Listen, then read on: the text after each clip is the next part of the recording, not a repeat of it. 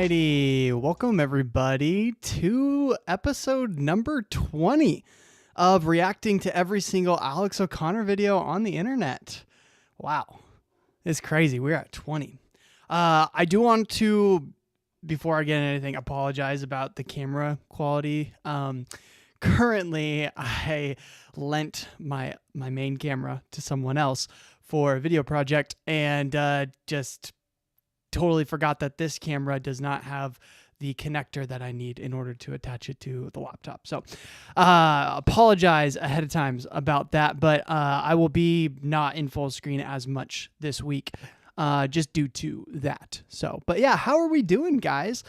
Today we are discussing a pretty interesting topic. We're talking about animal pain and suffering.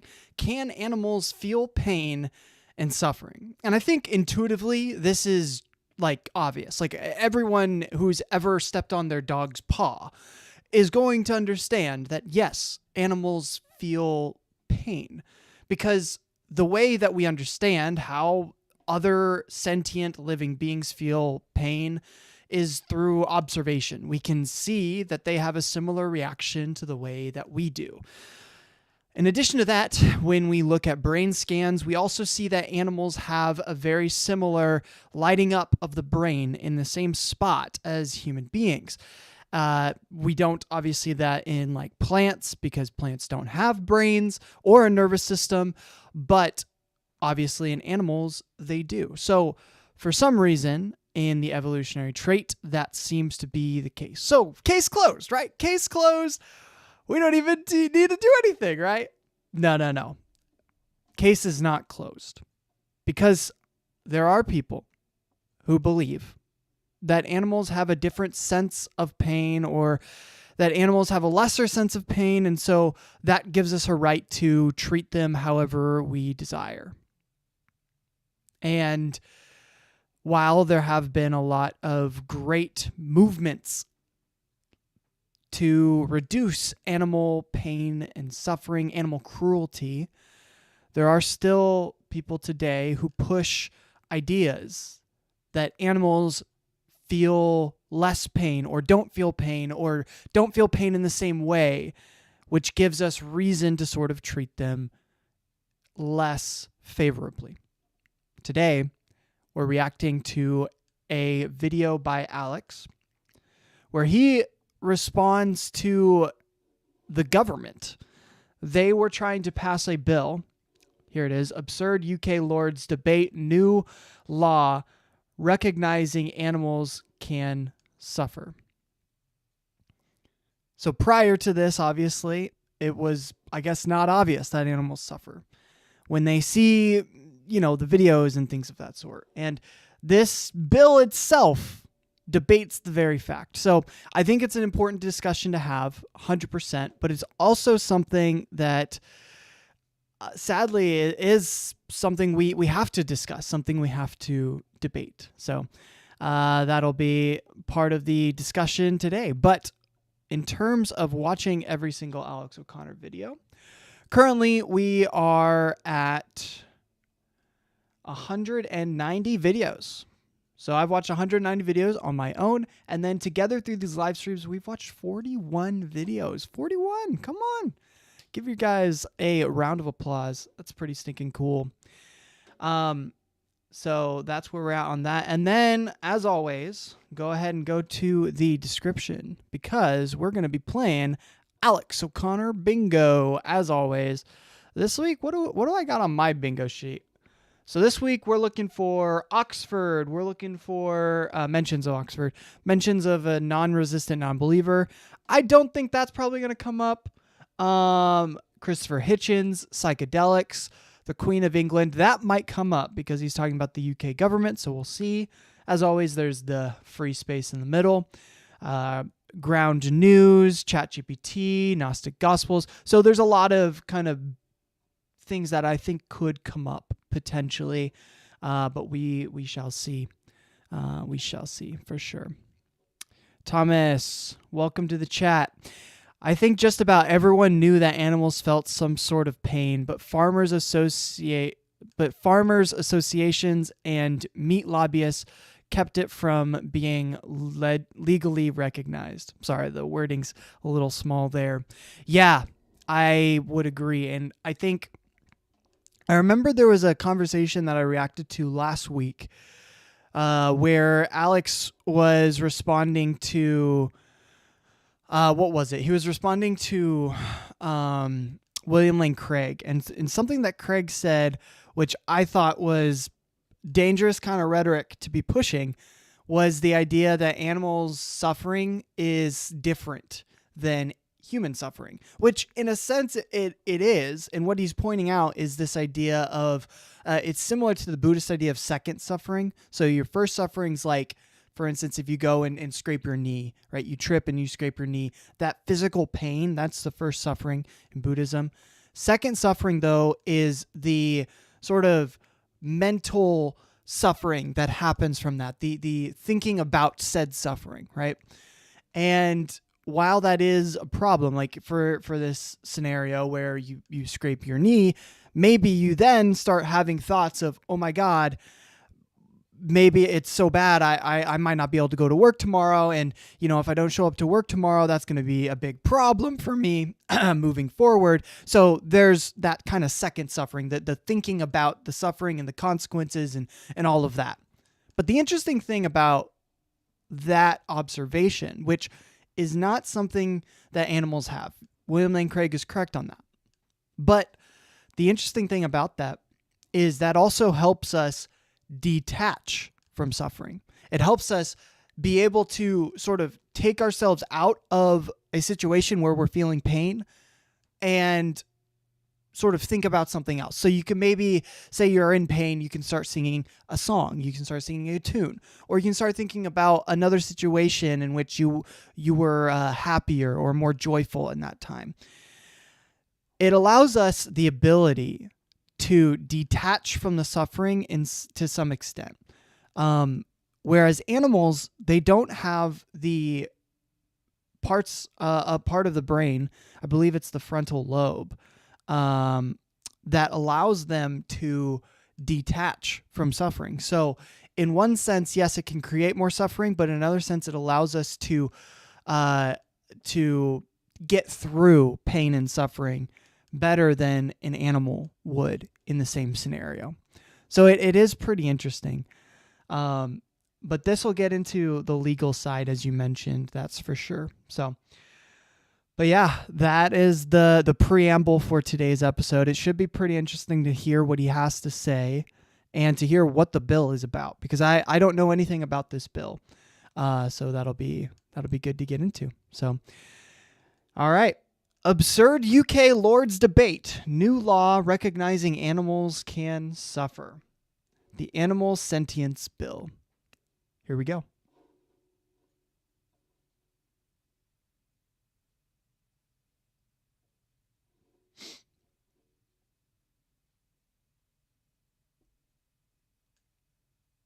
Wow, that is very slow.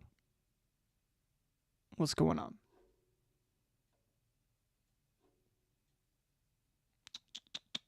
Feel pain by taking his wife's dog, nailing it to a board. Here we go. Sorry, y'all. Oh my goodness. I'd use a different camera and somehow it affects the Wi-Fi. That don't make no sense. All right. What happens when we refuse to accept that animals are capable of feeling pain? Well, in the mid-17th century, René Descartes, that one, decided to test the hypothesis that animals, being soulless, can't feel pain by taking his wife's dog, nailing it to a board, and chopping it open whilst it was still alive. Inevitably... Oh my God. He crucified a dog? Bruh. Dude, that actually makes me think. I made a short about this, but there's a doctor. His name's Pierre Barbet, Dr. Pierre Barbet, and he did a lot of research for the Shroud of Turin.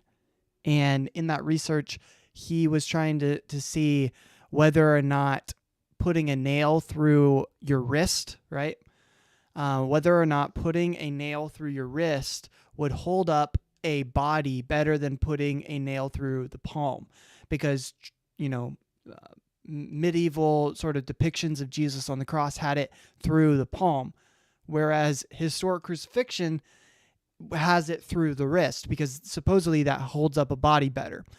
And in addition to that, on the Shroud of Turin, the nail wound is through the wrist. Some people deny that, but a lot of people think that it's through the wrist when you look at it. And so because of that, it's like evidence in favor of the Shroud of Turin being legitimate. And Pierre Barbet, what he did is he was like, okay, well, this is kind of a claim that we're saying. Let's test this. And he, being a doctor at a morgue, had access to dead cadavers. And so he started nailing dead cadavers to a cross to see whether they would hold up better being nailed through the wrist or the palm. So absolute madness.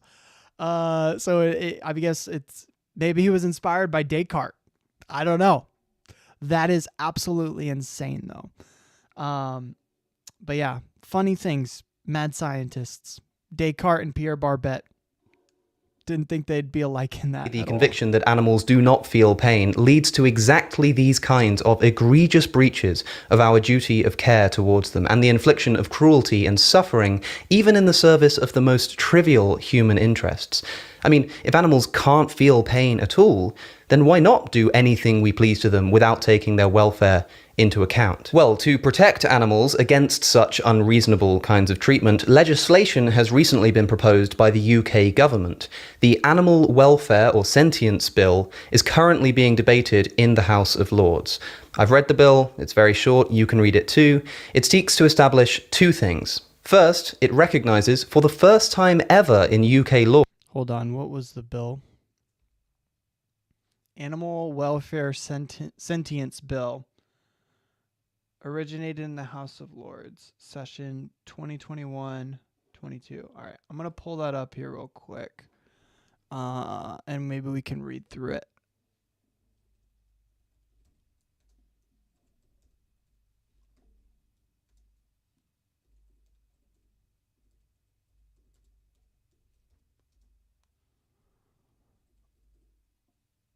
Oh, 2021-22.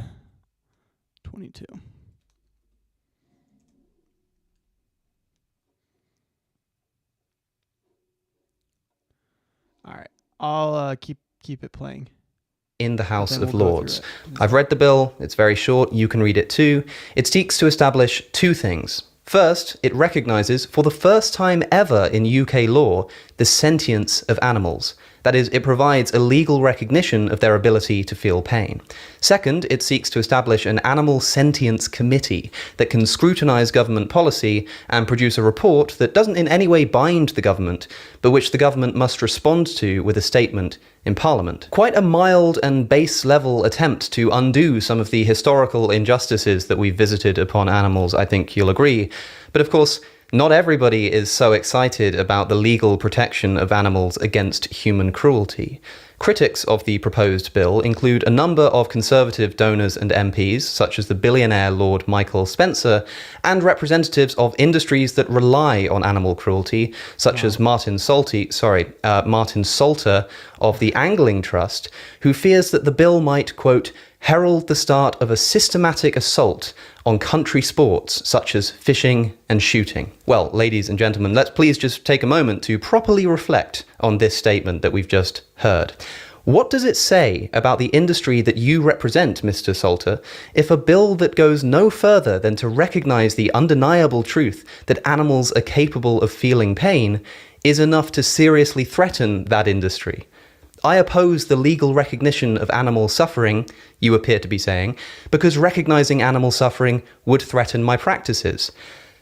Don't you think that says a bit more about your practices than it does about the bill? If the mere assertion that animals can feel pain is such a threat to what you're doing, then maybe what you're doing isn't the most ethically commendable thing in the first place. Mr. Salter and his ilk are scared, I'll repeat, of, quote, zealots and ideologues heralding a systematic assault on country sports. Well, now I just want to appeal to your ethical intuitions, dear viewer. What do you think should take priority, in your view, in the construction of legislation? The protection of the defenseless against cruelty, or the continued success of such important sports as shooting and yanking fish out of the water on hooks? We're not even talking about food here, right? This legislation is being opposed on the grounds that simply recognizing that animals can suffer may threaten these kinds of sadistic sporting activities. Well, so it does, and so it should. I mean, imagine that we... That's pretty fascinating. I mean, I agree with that in notion.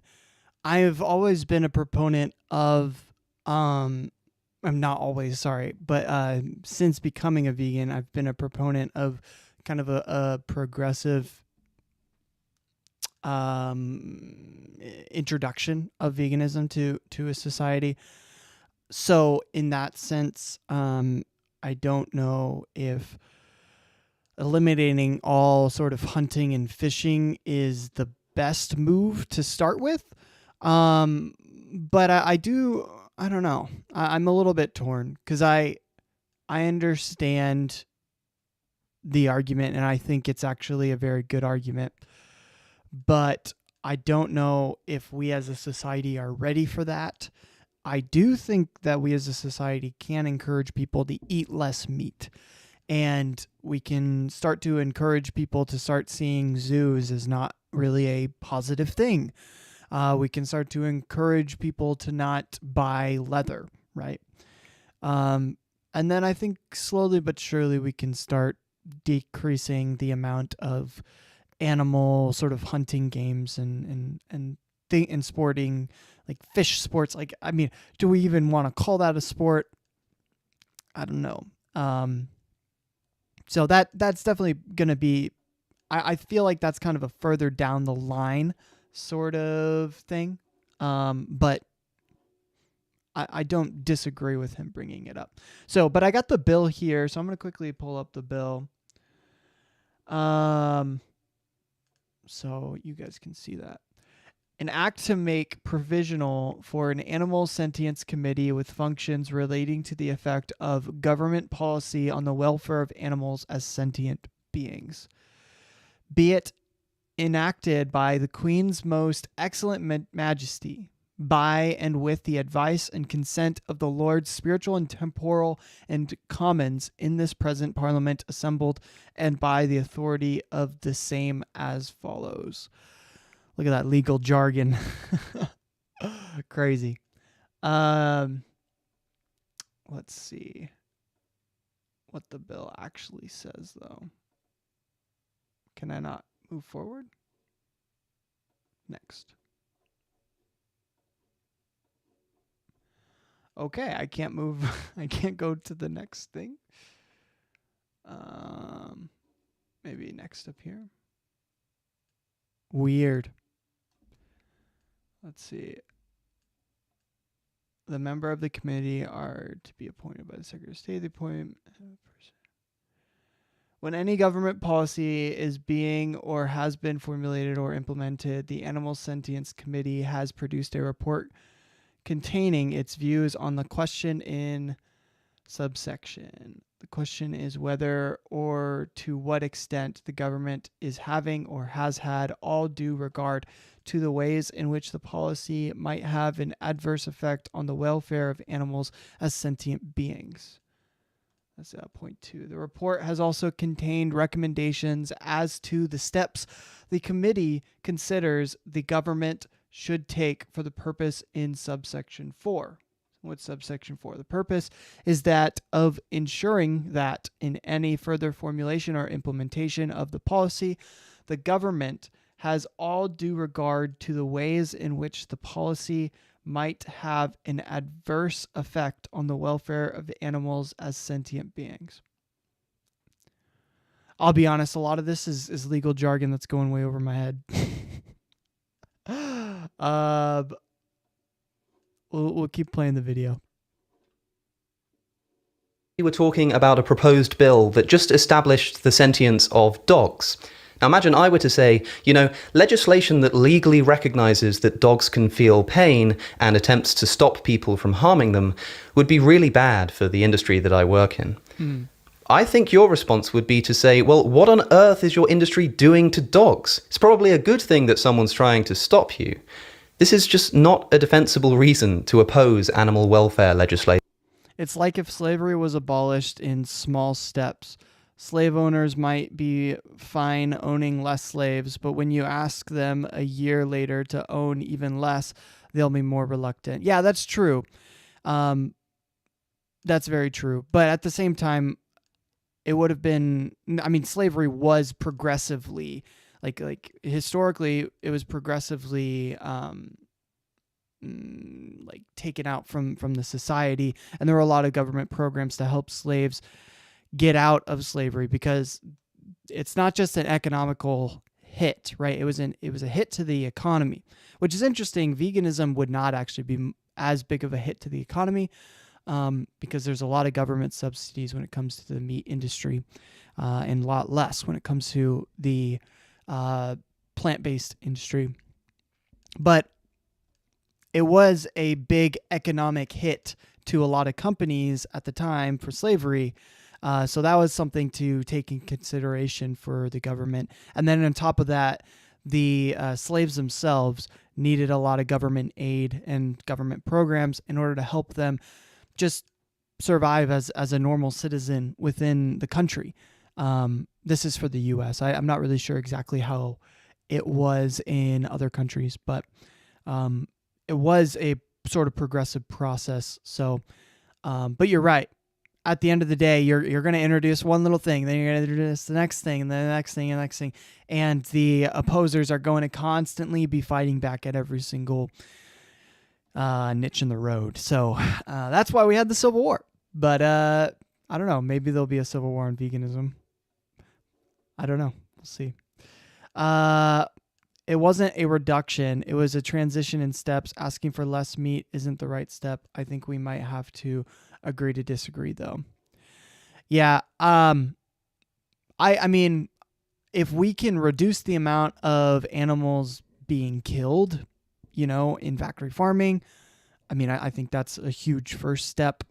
And then we need to start introducing, animals to the culture. Like, we've already introduced dogs, obviously, to the culture, and other animals like, dolphins and things are fine. But when it comes to, a cow or a chicken or a pig, you'll probably agree with me on this. The average person does not see those animals as sentient beings worth living a full, joyful life without the intrusion and exploitation of human beings. We see them as meat primarily. And so that needs to be culturally fought back against. We need to realize that these animals, first off, they do feel pain. And second, they also feel joy and happiness. And if we can sort of get that to be the forefront, and expose a lot of the ill practices in factory farming and in the meat industry in general, I think that will be a huge step forward. So, we can probably agree to disagree.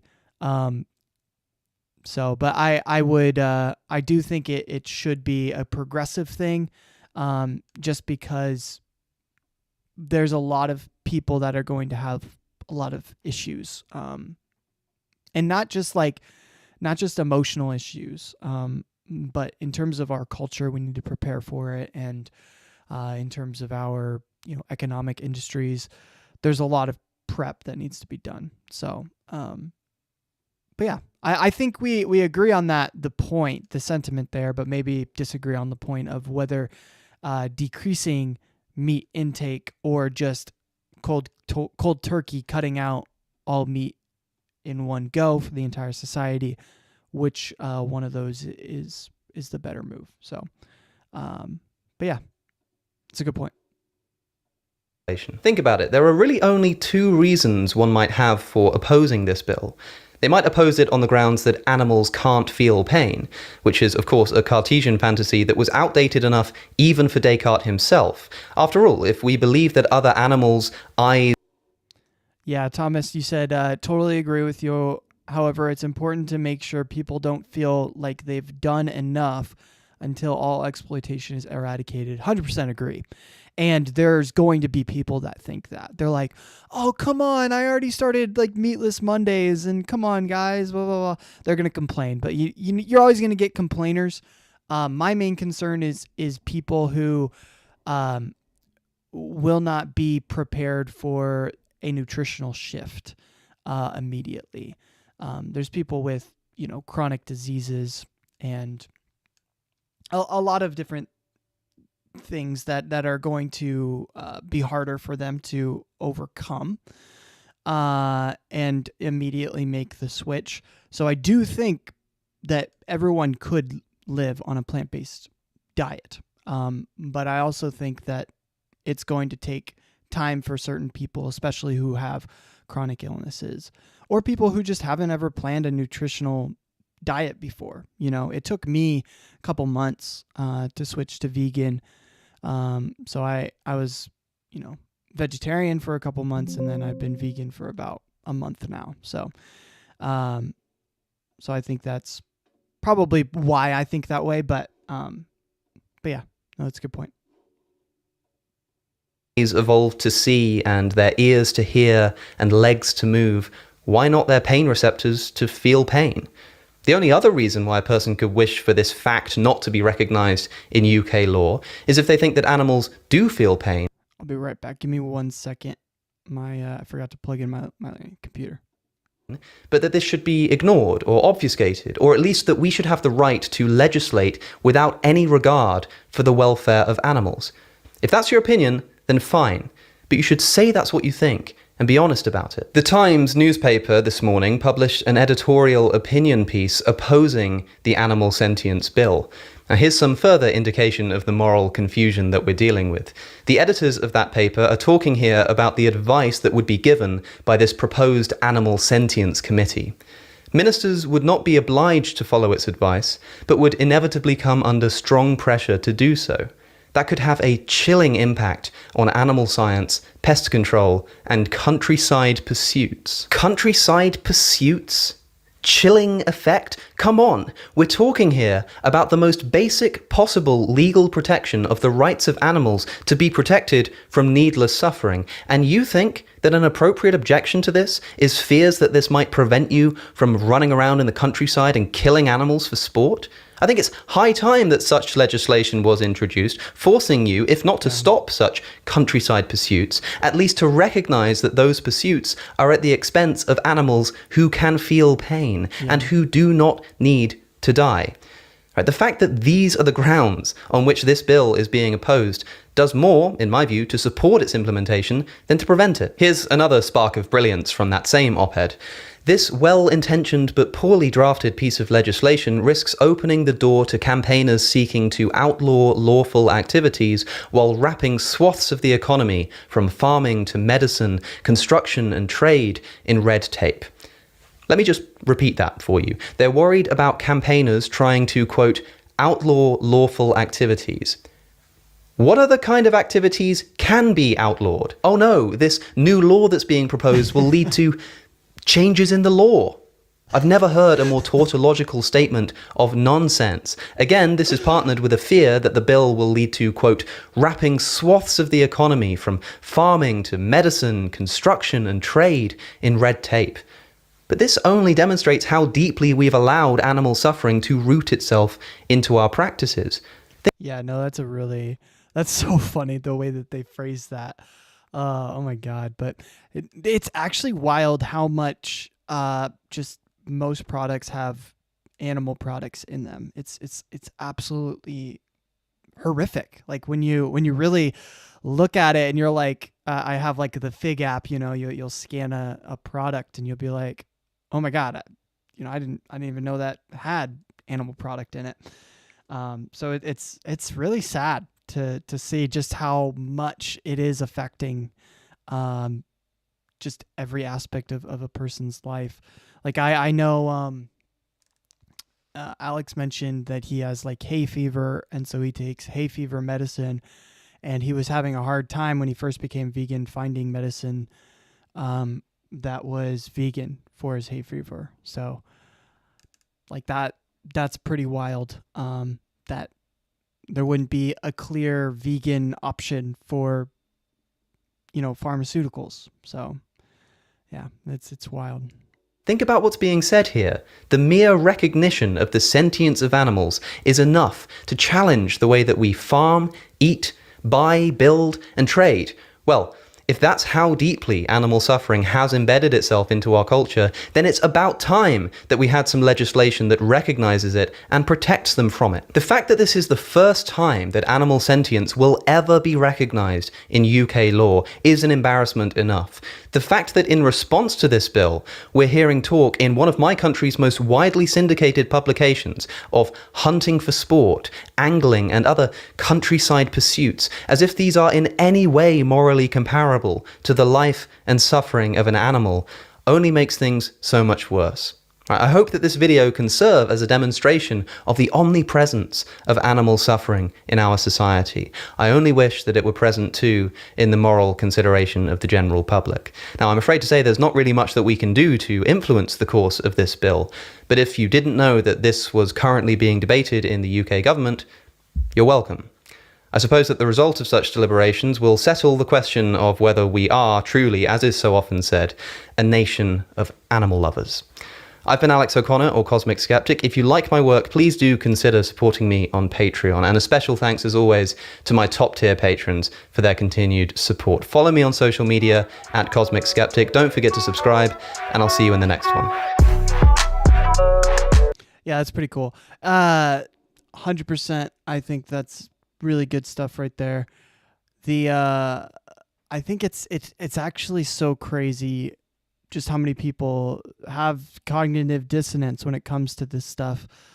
Like I was watching a video not too long ago, and someone had mentioned like they were like eating cereal, and the person was like, "Oh,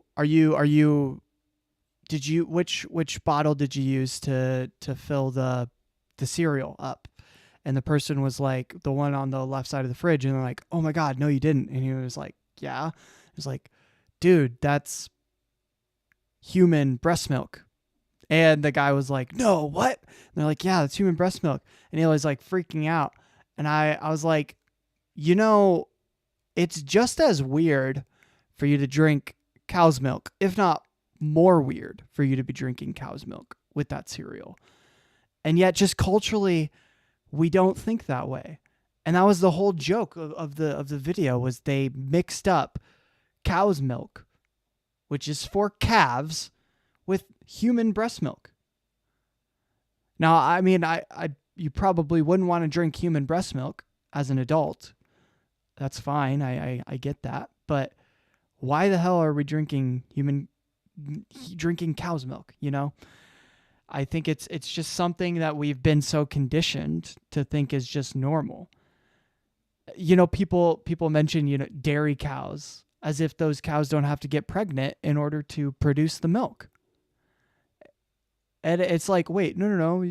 It's the kind of thinking that like an elementary schooler thinks. And this is, I mean, it's no fault to them. They're culturally conditioned to think this way. But, like I remember when I was an elementary schooler, I used to think chocolate milk came from brown cows, and, white milk came from white dairy cows. And I thought that there was maybe a pink cow out there for pink milk. And lo and behold, obviously that's not true. And I think it's also obviously true that cows can only produce milk when they're pregnant, just like any other mammal. And yet we just choose to overlook that culturally. So no, I like that. I think it's cool that he was shouting out that bill. So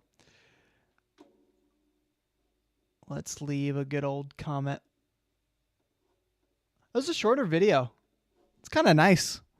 What was it? 8 minutes? Let's see.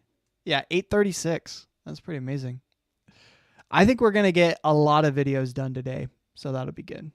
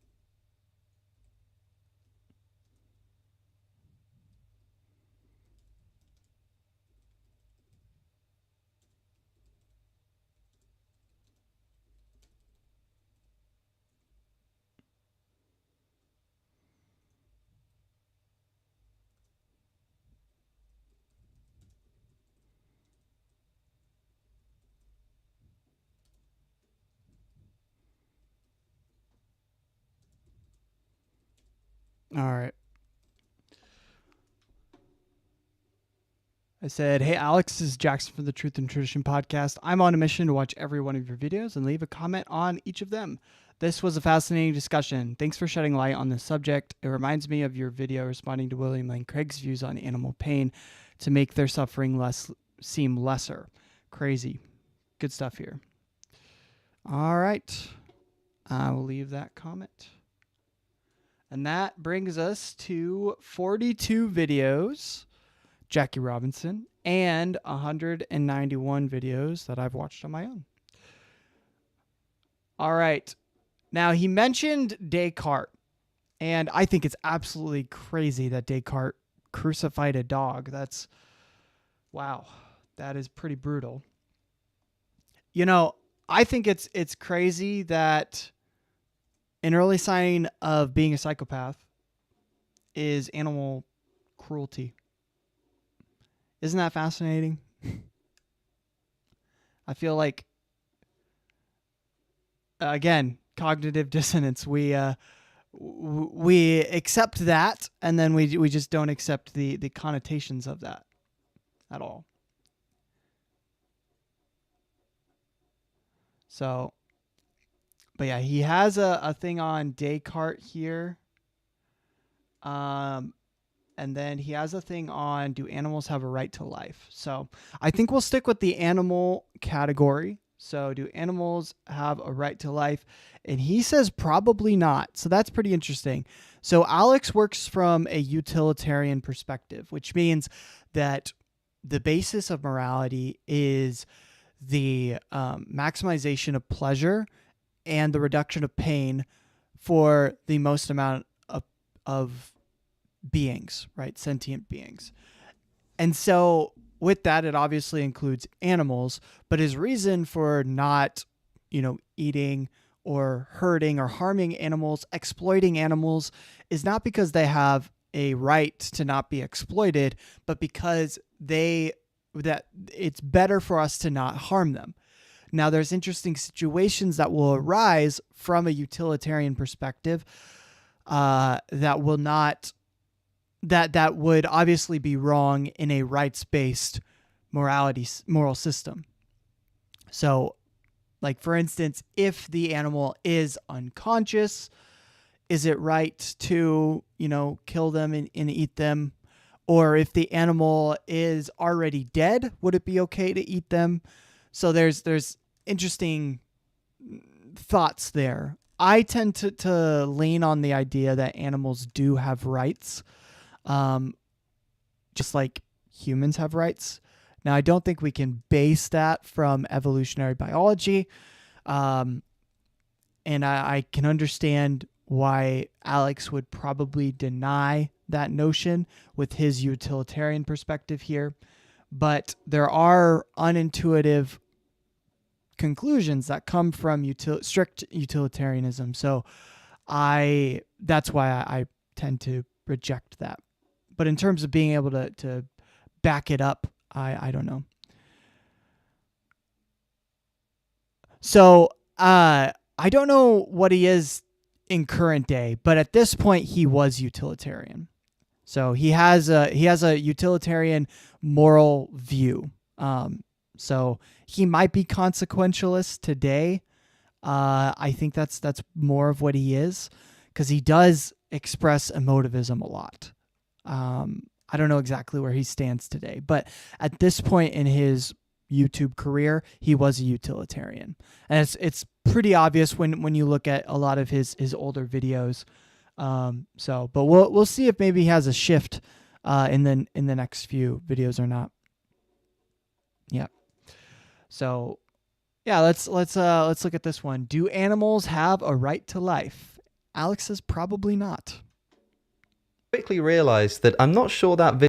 Hey guys, it's Cosmic Skeptic, and I really haven't been uploading quite as much as I'd have liked to. It's actually been a bit crazier than I thought it would be, but I wanted to at least check in and do something that I've been meaning to do for a little while now. I asked you guys for questions for a Q&A style video a little while ago, and I quickly realized that I'm not sure that video idea can really work with a channel like this, because so many of the questions are themselves enough to talk about for an entire video. So I decided to try and tackle as many as possible, but I didn't get to finish them. I certainly didn't even get halfway through the ones that I wanted to answer. So I thought this would be a good opportunity to answer some more of those questions. You may have seen a video I did recently about how I got over my fear of hell, and that video was essentially a Q&A. At least it started as such, but I rambled on for so long about that topic and other topics that it essentially turned it into just a video topic itself. So I'm going to try and see how this goes. I'm going to answer some of the questions, but I might end up rambling. If I do, then maybe that would just be the title of the video.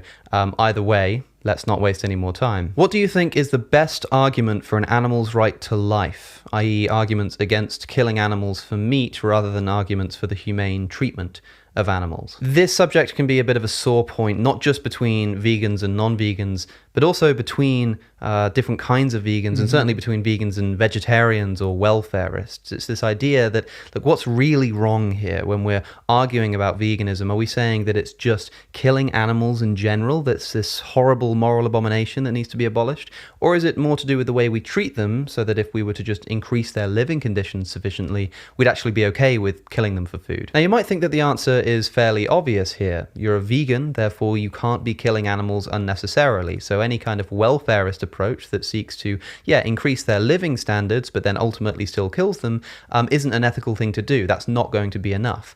I don't think it's quite as straightforward as that. Part of the problem is the way that the word vegan is defined. It's defined in so many different ways depending on the context. For instance, if food is described as vegan, it will usually just mean food that doesn't contain any animal products. But if a person is defined as vegan, it's someone who doesn't eat those kinds of food. But if someone is an ethical vegan, then it's somebody who maybe seeks to minimize animal suffering. But if someone's an environmental vegan, then you see the point. There are like hundreds of different ways. Yeah, but I mean, I like to point to the initial definition of veganism, which is, I believe it's like to eliminate the exploitation of animals as much as possible or something like that. I'll look it up real quick, but like that's the like first definition of veganism, right? When veganism was started as a movement, that's what it was about. And it was, not just a diet. The diet was the first thing. Then from there, it was eliminating the products that you were buying beyond your diet, trying to eradicate animal testing, trying to eradicate zoos, questioning whether or not we should have animals as pets, right? There's a whole line of different issues that expand upon veganism, because veganism at its core is about eliminating the exploitation of animals, and it's not a diet, right? That's why people will say there's a difference between vegan and plant-based, because vegan is encompassing your entire life, whereas plant-based is just the diet itself, which is, intrusive, but it's not nearly as much as the movement itself. And then veganism doesn't stop at you. It also is something that you are an activist in. If you are an actual vegan, according to the initial definition, then you should be advocating for veganism for other people, right? Which is why I think a lot of people hate or dislike vegans because, bro, it's just a diet, but it's not just a diet. And that's what a lot of people misunderstand about veganism is it's much more than just a diet. It's a lifestyle. It's a way of thinking. It's an ideology, right? So if it was just a diet, right, then that would be it. But it's much more than that. But culturally, he's right. Culturally, it has become sort of exclusive to the diet itself, and people tend to focus on that, which I think is sad because veganism is a really cool movement, and I think it's going to eventually be the norm. I don't think humans are going to continue to exploit animals in the way that we do. The more that we learn about them, the more that we see ourselves in them. And that's obviously going to be something that's going to deter a lot of people from eating meat and exploiting animals in a general sense. So, yeah, the definition of veganism is definitely a hotly debated thing, but it shouldn't be. It's obviously like that's what veganism started as. Now we say vegan though to refer to a plant-based diet, and that's where people get tripped up to define this term. And that's why I'm always fairly careful when I make videos about veganism and give talks on the subject to explain exactly what I mean. I've always used a definition quite similar to the vegan societies, that veganism, ethical veganism as I see it, is a minimization to the highest extent practicable of all forms of animal suffering. Now, the vegan society includes the term exploitation. I think this is potentially quite a vague and unhelpful term because it itself is a term that has myriad definitions. So I'll stick with suffering. Now, an interesting thing about the definition that I've given here, a minimization of animal suffering. I personally like the word exploitation because it has the notion of seeing animals as something that can be exploited, objectifying animals, rather than seeing them as their own individual creatures with their own sentient life, right? So that's kind of why I prefer the word exploitation, but I understand why Alex would use the word suffering here. It is philosophically more firm in its definition, but I do think I'd be interested to hear his explanation why he doesn't use exploitation at all, because to me, if it's just suffering, then we can probably accept a lot of things that I would not think are acceptable in veganism at all. Yes. Well, so he's done 2 episodes with Earthling Ed. So I'll read it. Have you seen his episode with Earthling Ed? It covers some interesting implications and questions about veganism for which there is no clear answer. Yes. So I have seen his first one. Now he has one that's more recent, which came out maybe around this time, actually, probably about 3 or 4 years ago. That one I haven't gotten to yet, but his initial one was, I think, from like 6 years ago when his podcast pretty much was first starting.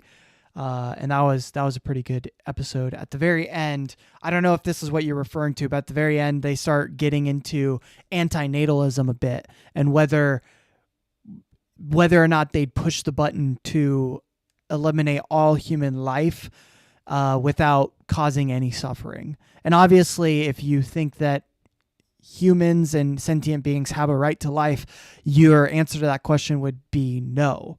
But if it's just about suffering and pushing that button to eliminate all living creatures, sentient living creatures, in one go without any pain or suffering, the question becomes a lot more harder to say yes or no. And I think as a utilitarian, you'd probably say yes, because in an antinatal perspective, no pain versus only versus pleasure itself.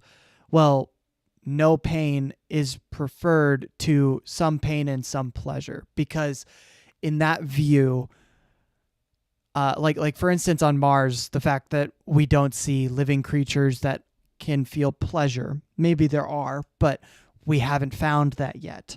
The fact that that's not something that's happening all the time and is thriving on Mars, do we consider that to be a bad thing? And we wouldn't. We would say, no, that's not a bad thing. Or for instance, you giving birth, if you are not actively participating in producing offspring, is that like a bad thing? We would generally say no. And so those would be indicators to say, well, a lack of suffering is preferable to a world where there is both pain and suffering. And so you can argue that it would be better to eliminate all life if it was a suffering less situation in order to do so. So they get into that at the end of the episode. It's been a while since I've seen that episode, so I'm not sure which one I watched. Yeah, I don't know about the second one. Maybe they get into that as well. Alex gets into antinatalism a little bit in some videos, but he kind of stopped, which I'm curious as to why he did. But antinatalism is definitely a subject I want to look into a little bit more. It's definitely on the depressing side. So, but yeah, it's interesting. Is that as long as the animal doesn't suffer, it would seem that whatever you're doing accords with this definition of veganism. So there's some argument to be made that if you did have an animal who lived a perfectly good life, potentially a net positive life, so it's a good thing that they came into existence, and then you killed them genuinely painlessly, that not only is this something that you're kind of allowed to do to not be a vegan, but according to this definition of veganism, that would be a vegan thing to do because it wouldn't be causing any animal suffering. Now, there are a few ways you might want to respond to this. Firstly, of course, it's not just the animal being killed in question. Many other animals are social creatures just like we are, and so killing them has extrinsically bad effect. It will harm other animals who are used to their presence. So maybe that's one reason not to kill the animal.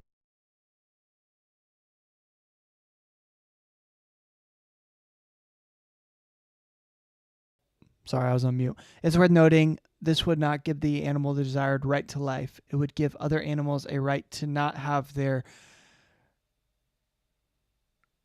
conspecifics.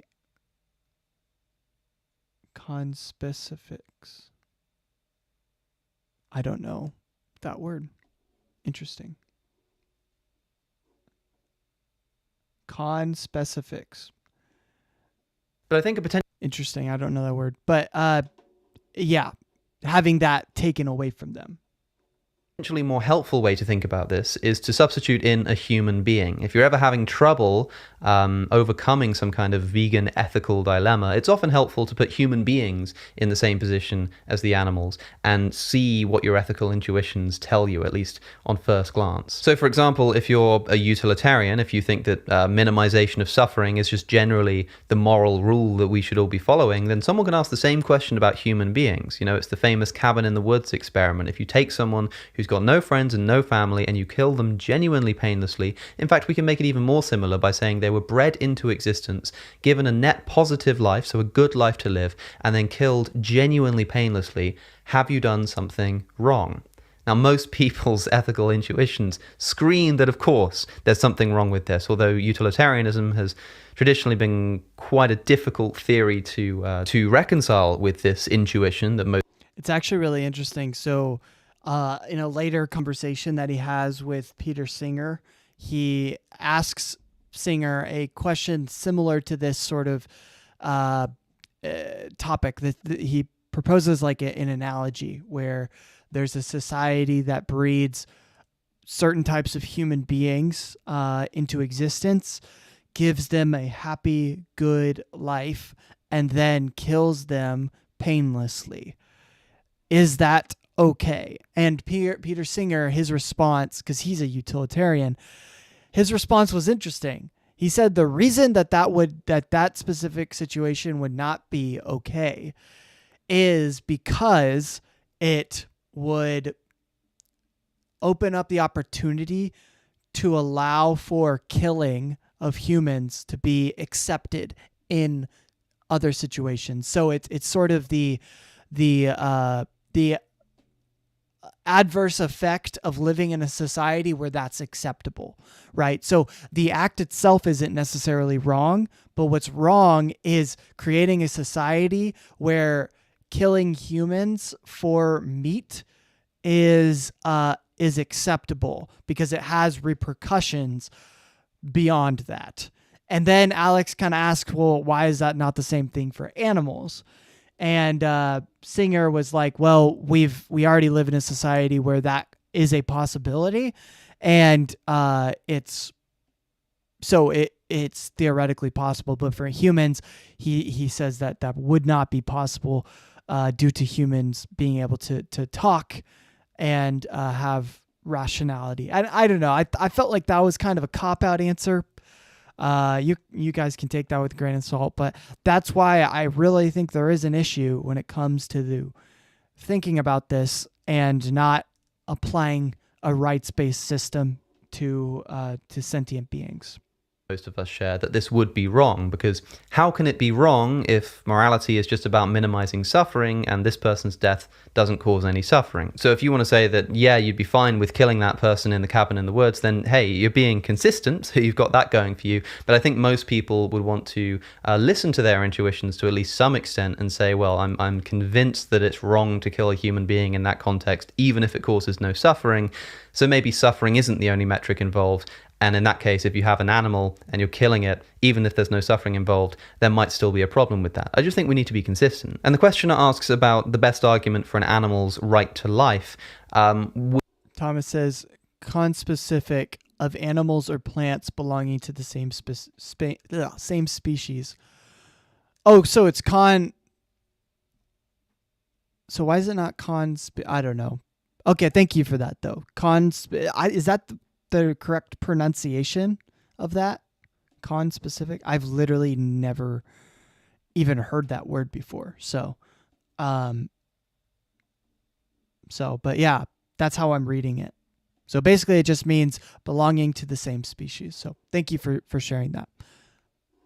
We're going to have to be very careful if we want to apply a concept like the right to life to non-human animals. I'm not even sure that it can practically work. The reason for that is that we might think that it's wrong to kill non-human animals, or that we should minimize it as much as we can, that it's generally a bad thing, fine.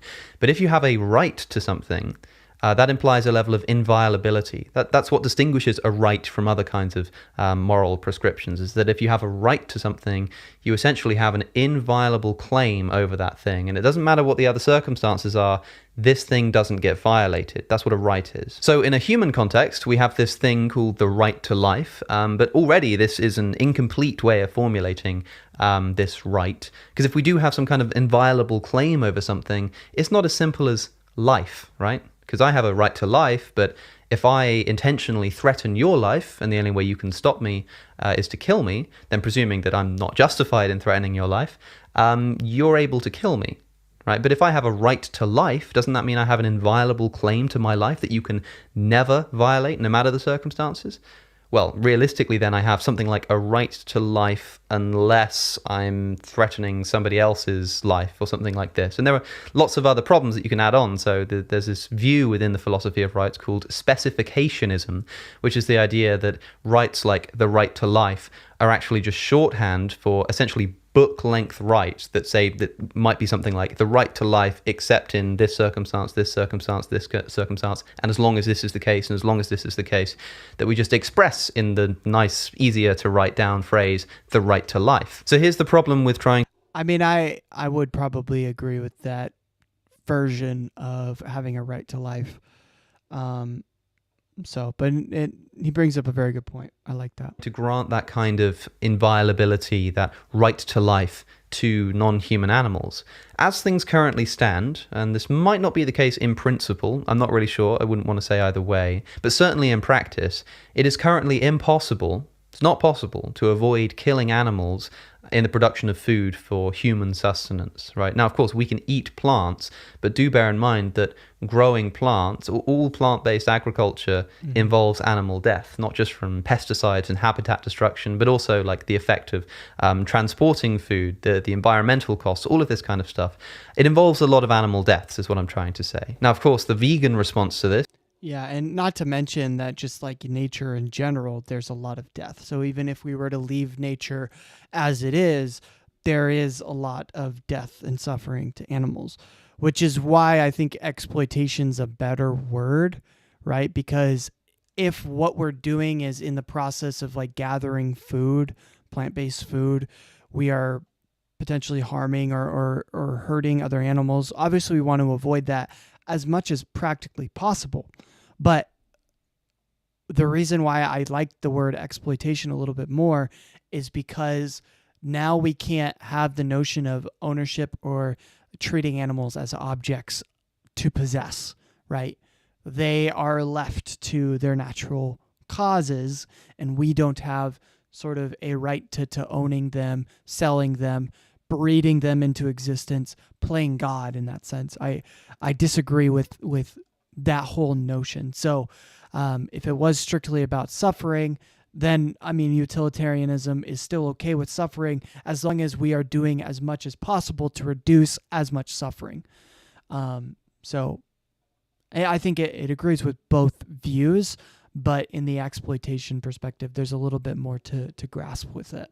This is to say that, yes, growing plants kill some animals, but a lot more crops, a lot more plants are used to feed livestock than to feed human beings. So if we're trying to minimize the amount of animal suffering we're responsible for, we can either grow some crops, which does kill some animals, and then eat those crops, or grow even more crops, killing even more animals, to then feed those crops to livestock to then kill those animals to eat those animals. And it's clear which is going to contribute least to animal suffering and death. So here's the problem. Think of human rights, like the right to life in a human context. If the only way that I could get food in order to stop myself from starving was to go and kill another person, legally or morally, I don't think this can be justified. There might be some ethical theories, certainly like egoism almost certainly would say so. But I think most people's, at least their ethical intuitions, would say that I don't get to go and murder somebody because it's the only way to feed me. Even if but here's the thing. So if you're thinking about this from a ethical perspective, then I think you could argue that it would be okay in like a life or death situation to kill a human being in order to live for sustenance. But I think the reason why we talk about rights for sentient beings is not necessarily from an ethical perspective, but the reason we talk about it is from a legal perspective. So what should the government and a society as a whole be trying to promote?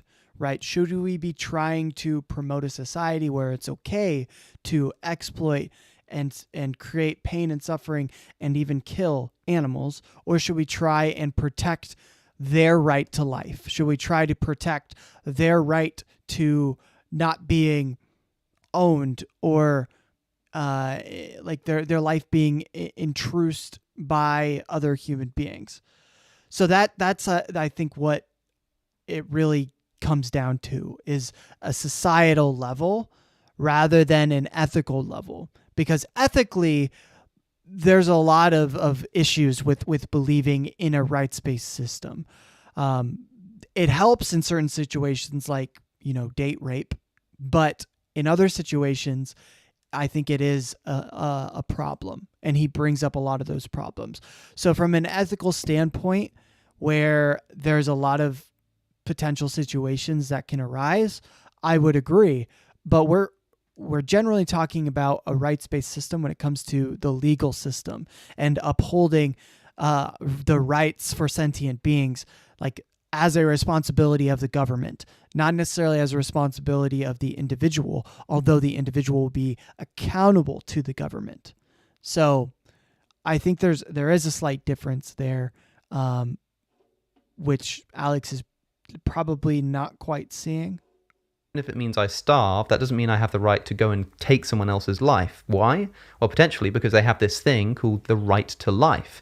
They have a right that I can't violate, even if it means that I'm going to starve to death. Let's say I need to murder them to steal their food or something like that. This isn't something we think is justified. If we were to apply that right to life to non-human animals, then now consider the animals that are killed in crop production. We'd have to say the same kind of thing. We'd have to say, if the only way for me to eat is to kill all of these animals, then I just can't eat because they have a right to life that cannot be violated. They're not threatening me in any way or anything like this. I'm going over to them and killing them in order to produce food to feed myself. So if they have a right to life, it means I can't do that. What does that mean? It means humankind will starve because, as I say, as things currently stand, we can definitely minimize animal death and suffering by eating plants, but we can't eliminate it. We can't get rid of animal death in even just plant-based agriculture. So if they had this right to life in the same way that humans do, we'd be in big trouble. So you could just say that the non-human animal's right to life is a different kind of right to life to a human being.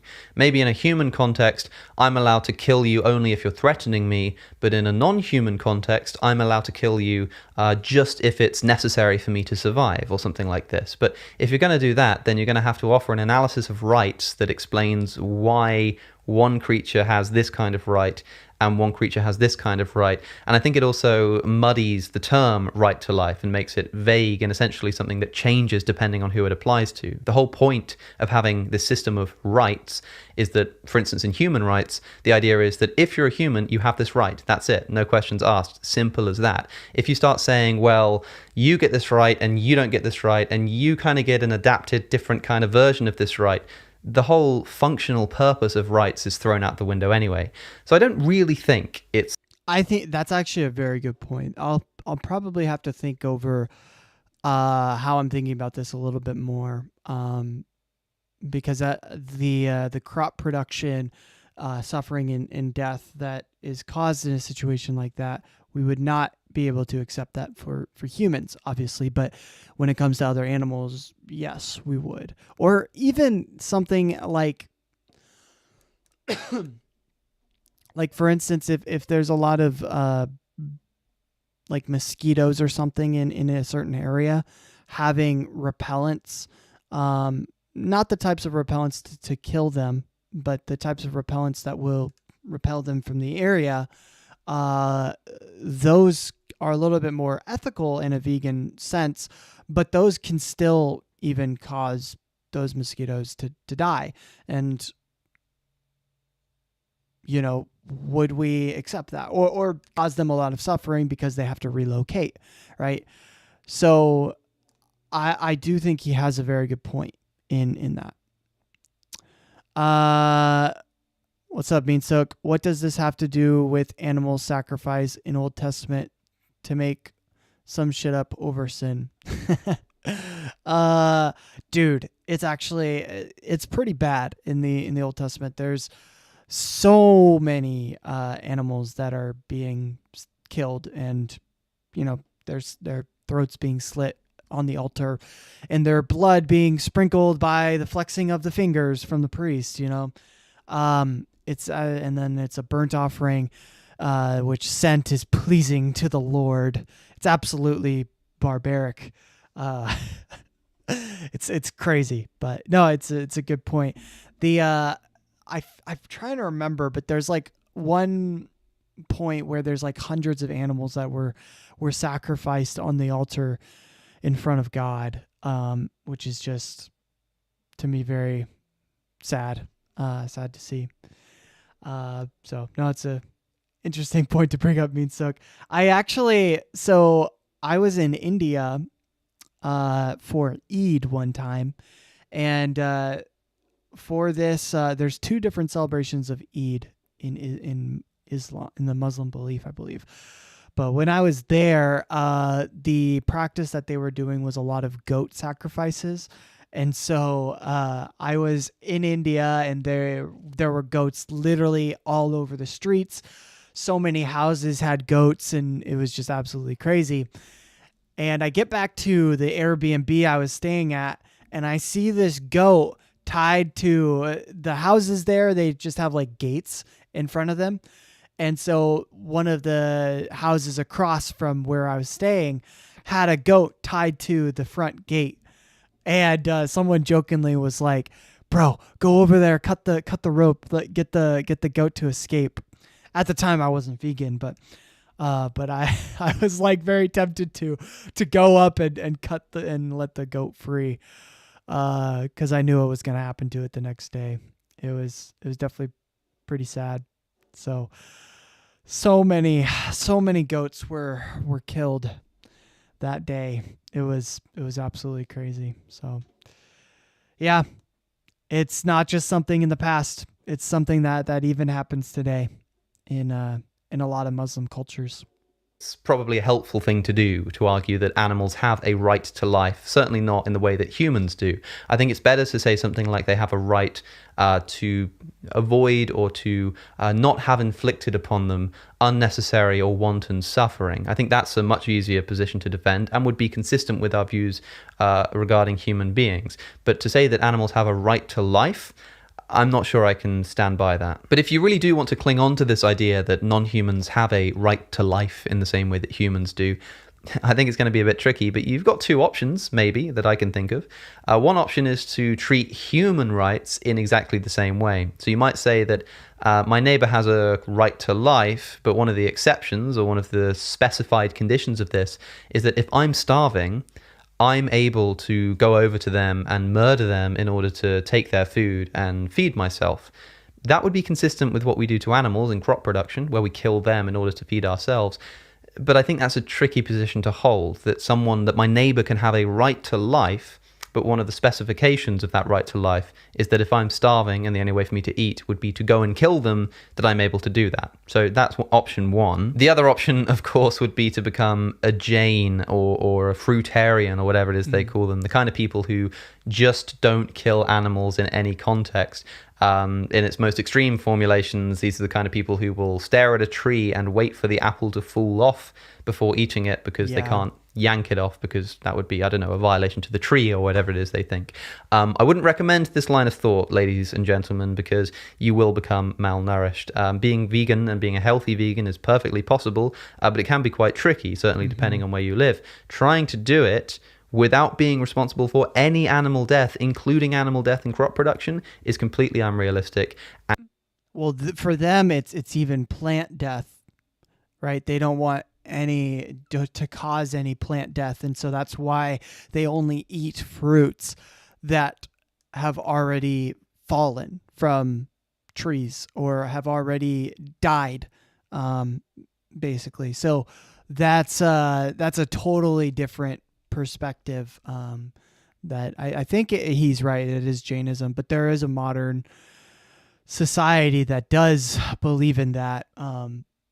I would agree. I don't think that's probably the right way to go, because you will be malnourished. So I think people should try to take care of themselves. Now, he brings up an interesting point, and that's where I think there's a difference between an ethic and the institutional governmental expression of the ethic. So I think in a society, there can be a right to life for humans in which, sure, ethically, maybe you would have a right to kill another human being in order to survive if you're starving and you needed to kill that human being in order to survive and feed yourself. I could see that being potentially ethically valid in a utilitarian sense, for sure. But in a society where there's a government who has a responsibility to its citizens, then a situation like that, the government has a responsibility to stop at all circumstances. And if there was a case where a person were to do that and they felt like they had to do that, I think the government does need to step in, because it would help detain from creating a society where we normalize the killing of human beings in order to validate a whole spew of other things. Because that then becomes that person's opinion, right? It's hard to say whether or not someone was actually starving on the brink of death and they needed to kill another human being in order to eat. I know it sounds brutal, right? But that's kind of hard to prove, and it's hard to know whether that's truly the case. And so the government definitely needs to step in and stop anything, even a semblance of a situation like that, from occurring. Whereas in terms of true ethical situations in a non-governmental environment, non-societal environment, I think you could potentially argue that that would be okay. And I might be able to accept that. That sounds like anorexia to me, another mental illness to wait apples to fall. No offense. No, I don't agree with it personally. I can empathize with people that feel that way, but I would probably encourage them to not live that way. I have the belief that you have a responsibility to keep yourself alive. And in a situation like that, I think there is a responsibility to keep yourself alive, to favor yourself probably over to other sentient beings. But anorexia results from mental issues regarding body image and weight, while this one is an ethical view. Yeah, no, that's definitely a good point. So it's not, anorexia is a mental illness, whereas this is, of course, I think Meansuk, you were saying that to come to such a conclusion is a mental illness, which I would probably disagree with that notion. So I don't know if that's what you were saying, but no, mental illness is body dysmorphia. That's the cause for anorexia. And you will end up being malnourished and ill and probably dead. So I wouldn't recommend that one either. I'd probably go with the first option. Do you ride goofy or regular on a skateboard? Goofy. What book has been on your shelf? What a topic. What a topic shift right there. That's that you just haven't gotten around to reading yet despite wanting to? Good question.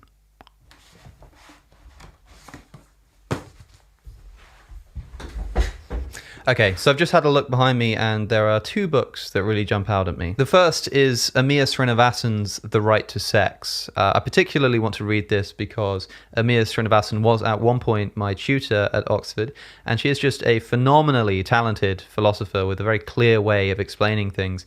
This is quite a recent book that she's just put out, which is one of the reasons I haven't read it yet.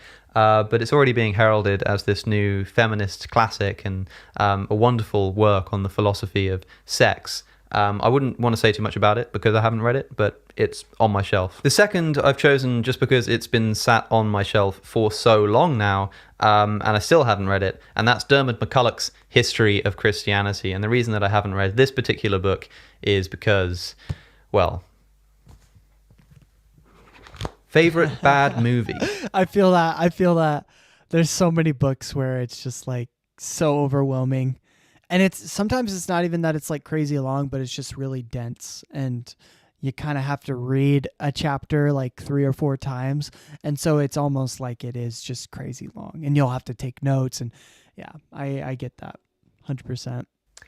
Okay, it's either going to be Street Dreams, the skateboarding classic starring Paul Rodriguez, or possibly God's Not Dead, which might seem like an obvious one, but I was really blown away by the realistic depiction of the secular university environment. I certainly remember when I walked in.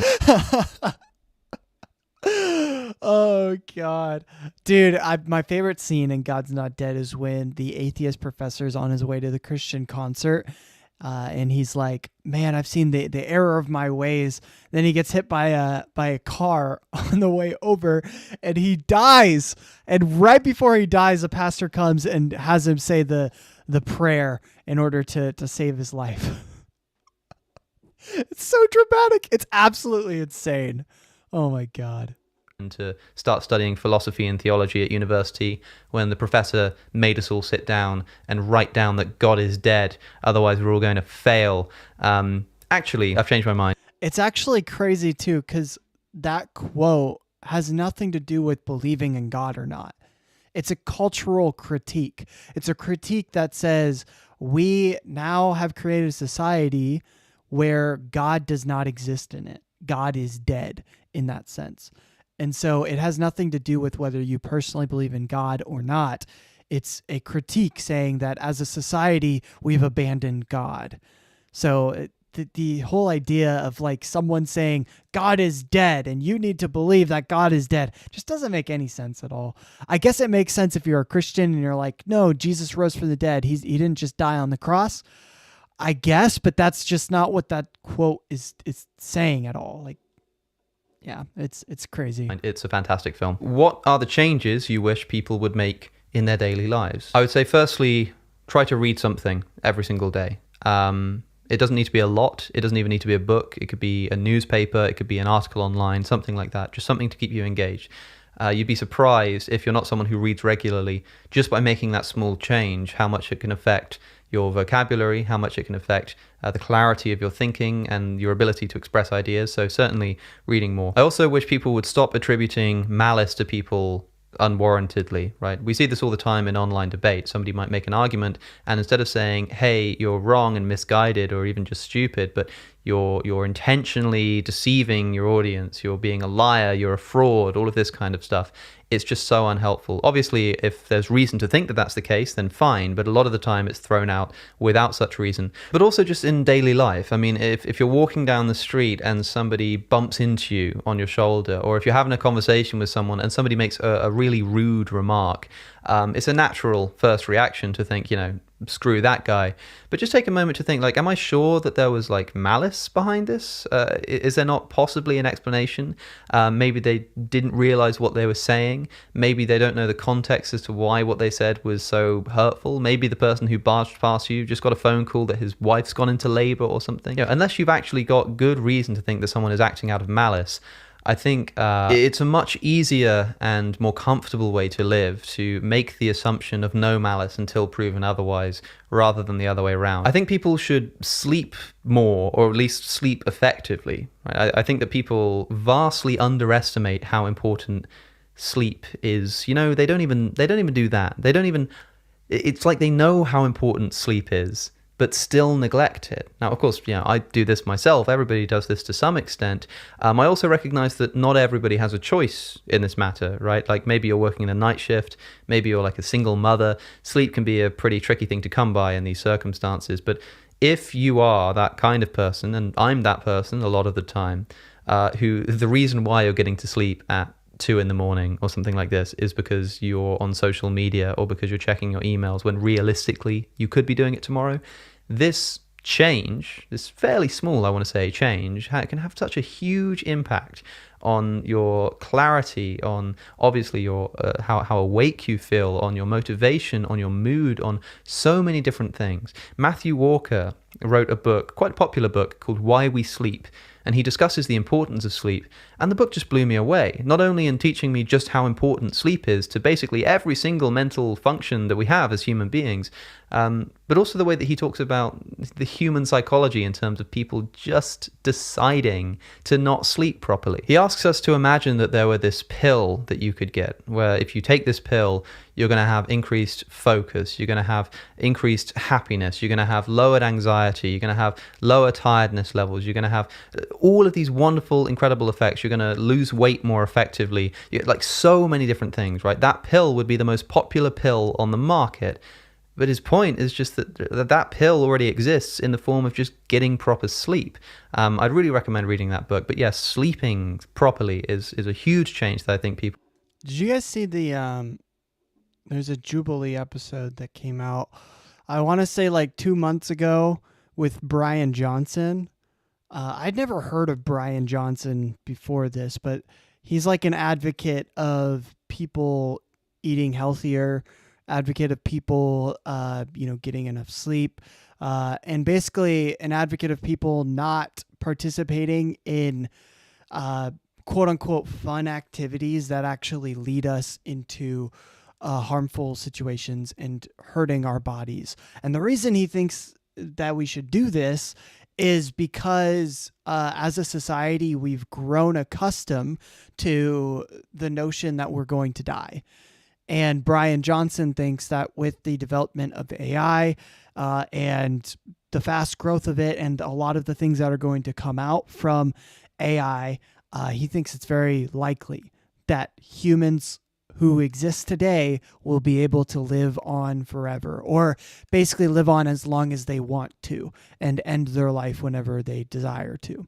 And so basically his main thing is, let's encourage people to try and create a future for themselves that they're going to enjoy, and be able to get enough sleep and live a healthy life so they don't end up dying before they have the potential opportunity to live forever or as long as they want to live. So I thought that was a pretty interesting conversation. You guys should have to check that one out. But It gets so heated for no reason. The guy is so like level-headed and just kind, and yet for some reason when he says don't eat fast food, which is a pretty intuitive thing, everyone gets so mad at him and on his ass. It's a pretty crazy. Wow. It was insane. People can make in their lives. Another daily life change that I rather obviously wish that people would make is to stop eating animals, or at least to minimize their contribution to animal suffering to the highest extent practicable, as in line with the definition of ethical veganism that I gave earlier. I think that's fairly straightforward, but it obviously needs a mention. Finally, one more change that I wish I would see more people make in their daily lives. Regards to You don't think we're going to get immortality? I mean, I honestly don't know what to expect of the future. I think AI is going to, and the way that it's going to do it is it's going to inform our medical practice, and it's going to inform our understanding of a lot of diseases, and probably find solutions to eradicate chronic diseases, eradicate potentially aging effects, show us what exactly causes aging, right?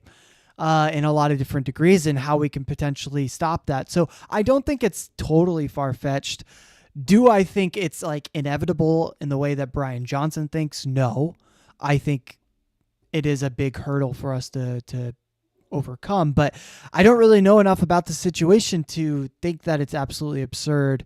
But yeah, I mean, maybe you have a reason to think that, but I don't know enough about the situation to say no, definitely not, but I think it'd be interesting. And I don't have anything wrong. Like I don't have the opinion that living forever is like inherently wrong or inherently bad.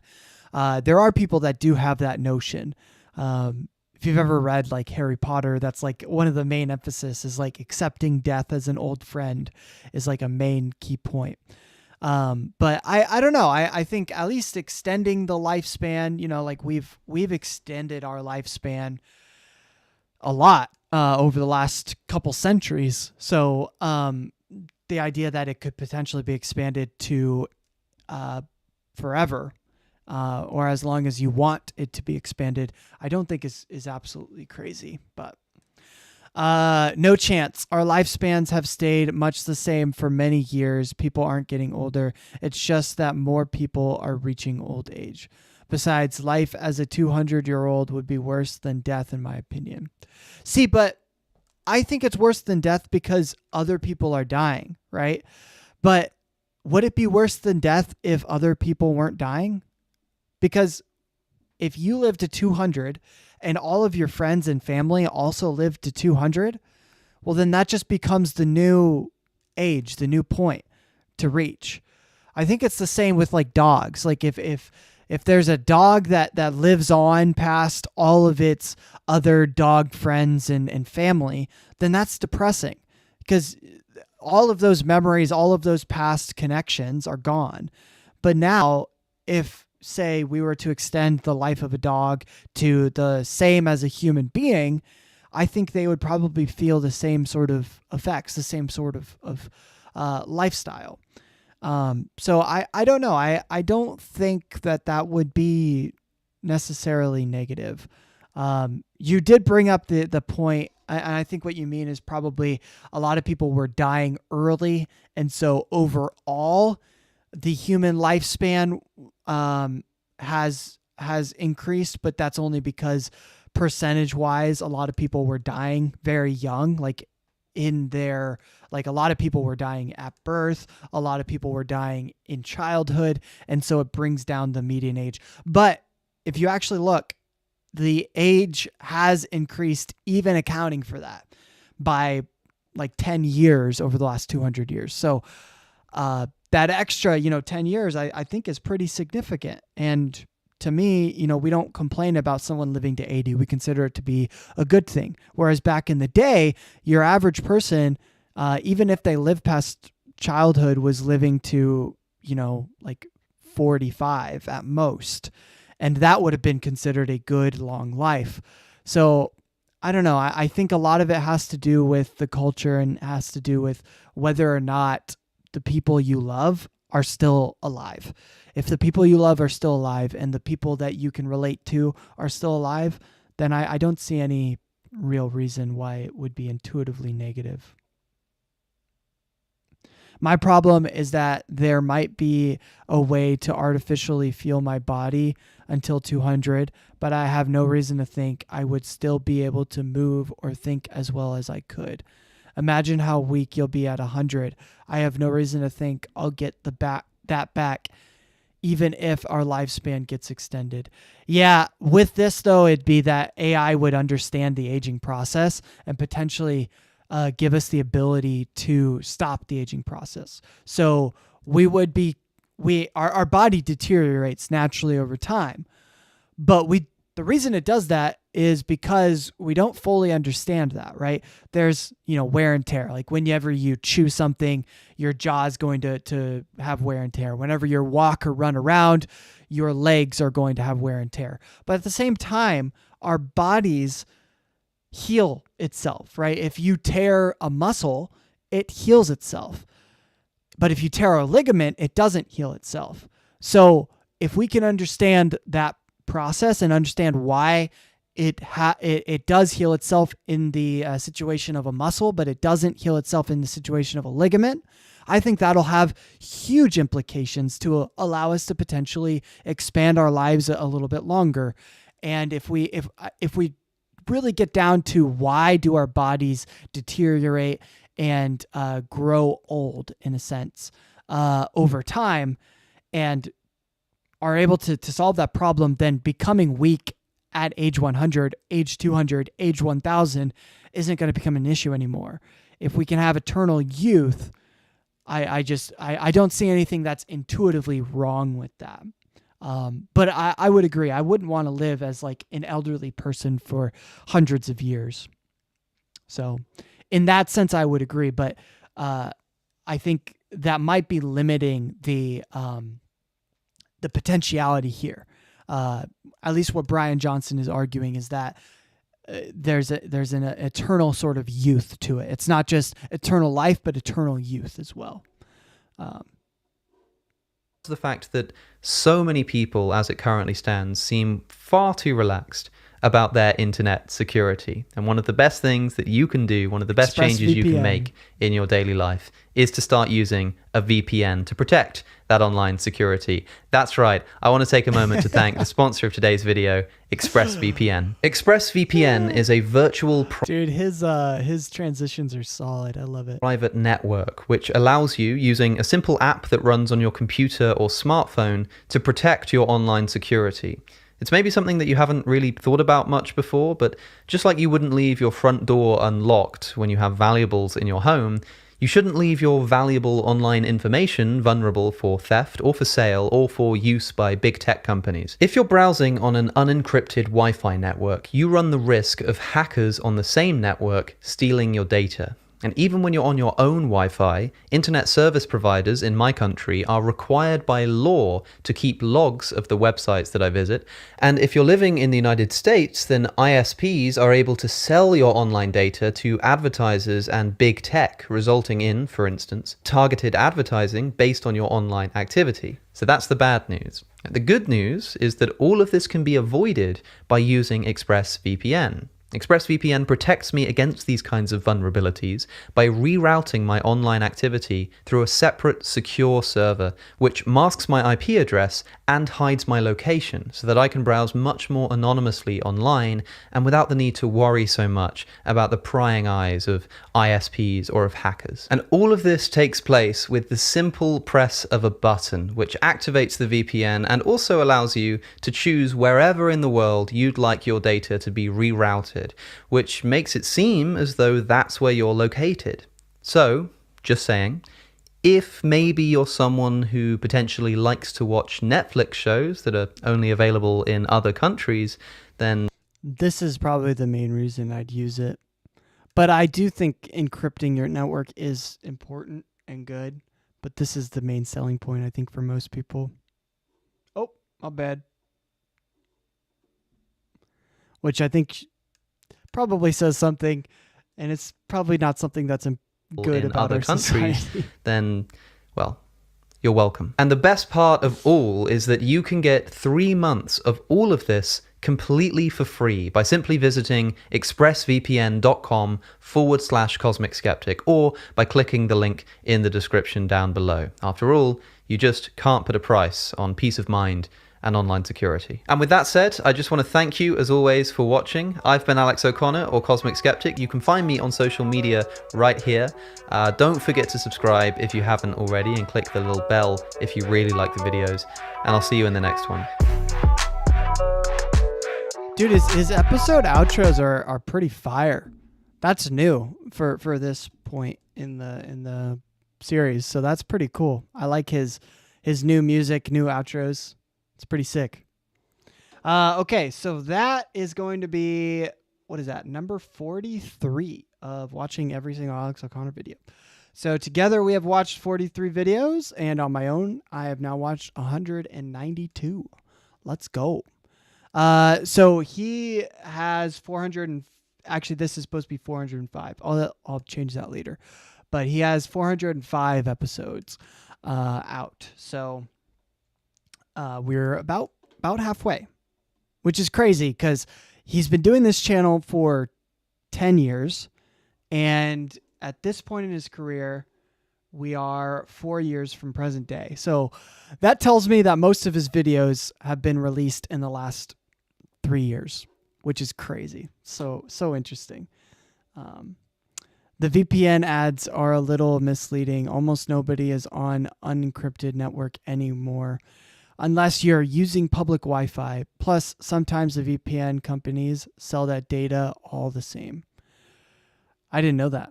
VPN companies sell data? I wouldn't put it past them. That's capitalism for you, baby.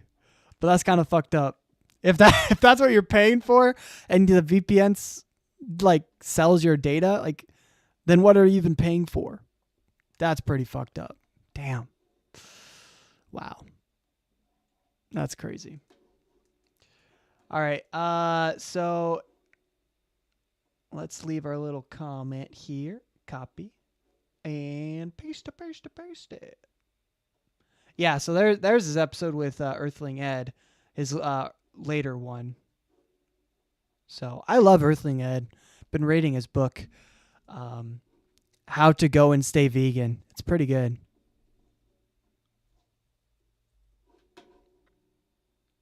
Okay.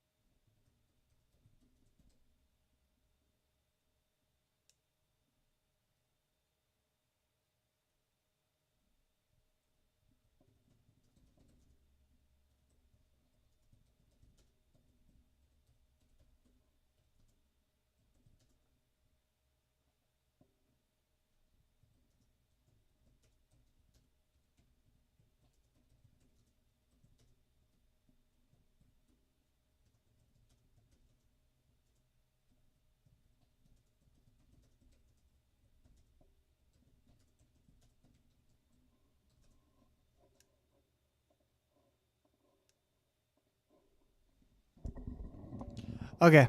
I shared some of my thoughts on this. So, but yeah, if you guys have any other thoughts that we can add, let me know. I just said I liked this topic. My thought is that there might be a difference between the ethical right and a societal legal right. The reason I bring that up is because when we say humans have a right to life, what we mean is that the government has the responsibility to protect and safeguard your life.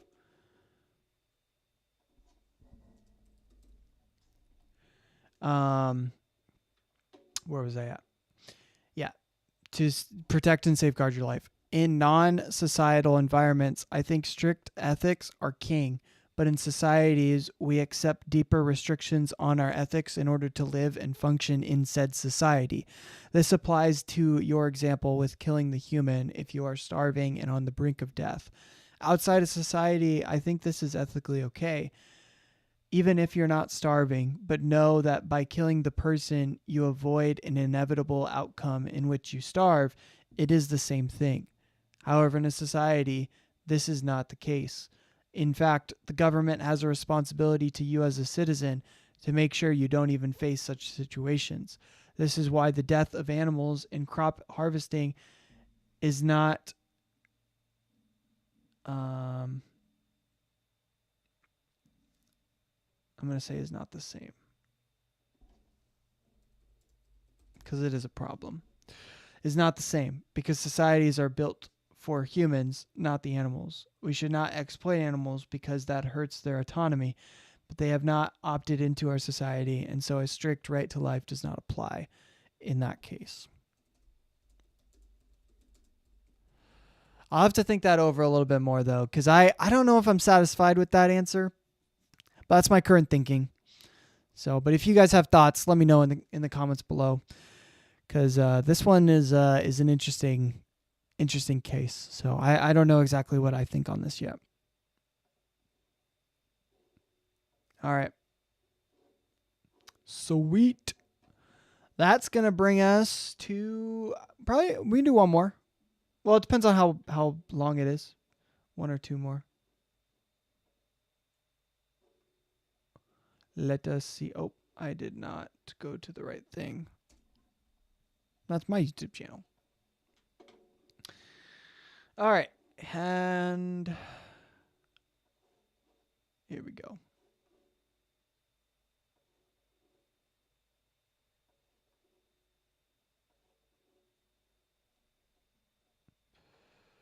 Okay. So we have a few options here. Where is God in the coronavirus? Interesting. How to be an actual skeptic with Alex O'Connor. I think, therefore, I am explained. I think that would be good because we talked a little about Descartes in the first video. Bookshelf tour and why I'm not afraid of hell anymore. I think I'll do that one on my own time. So I might do this one.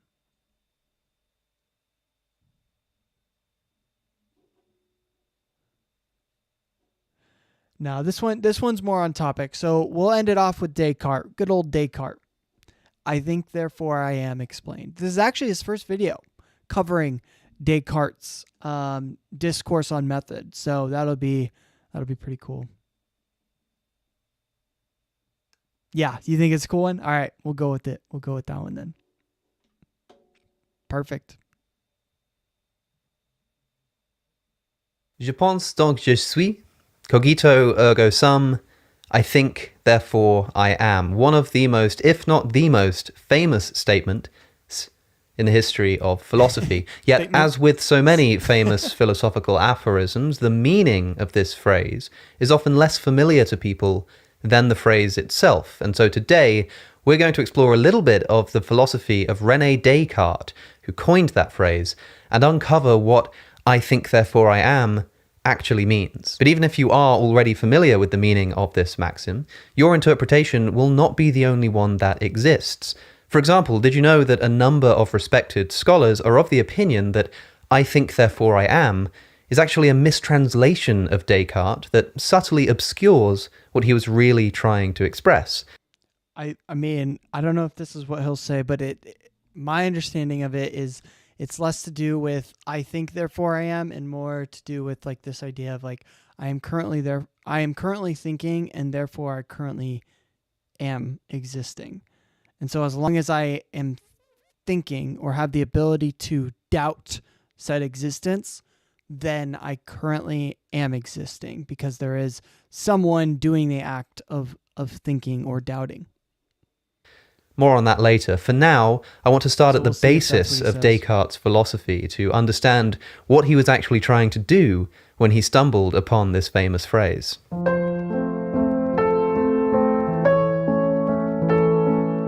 René Descartes belonged to a school of philosophers known as the rationalists, which also famously included the You said bingo, and it actually reminded me we haven't checked my bingo card at all. Gosh, I've been so caught up in the discussion, I forgot to do this. Oh, where are you at? I have so many tabs. There we go. All right. What do we got? I got the free space, that's for sure. Problem of evil, emotivism. Honestly, I don't see anything.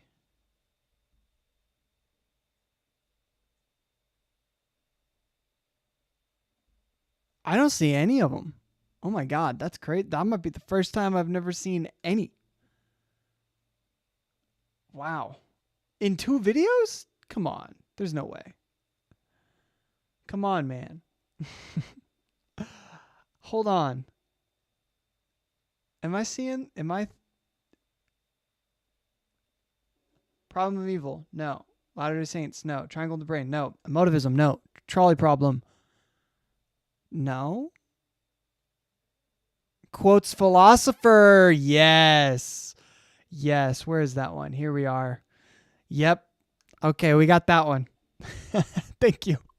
Thanks, Thomas. Shakespeare and science? No, he doesn't do that analogy. Richard Dawkins, King of Islam, Ground News, Gnostic Gospels, P&Q. I think that's it.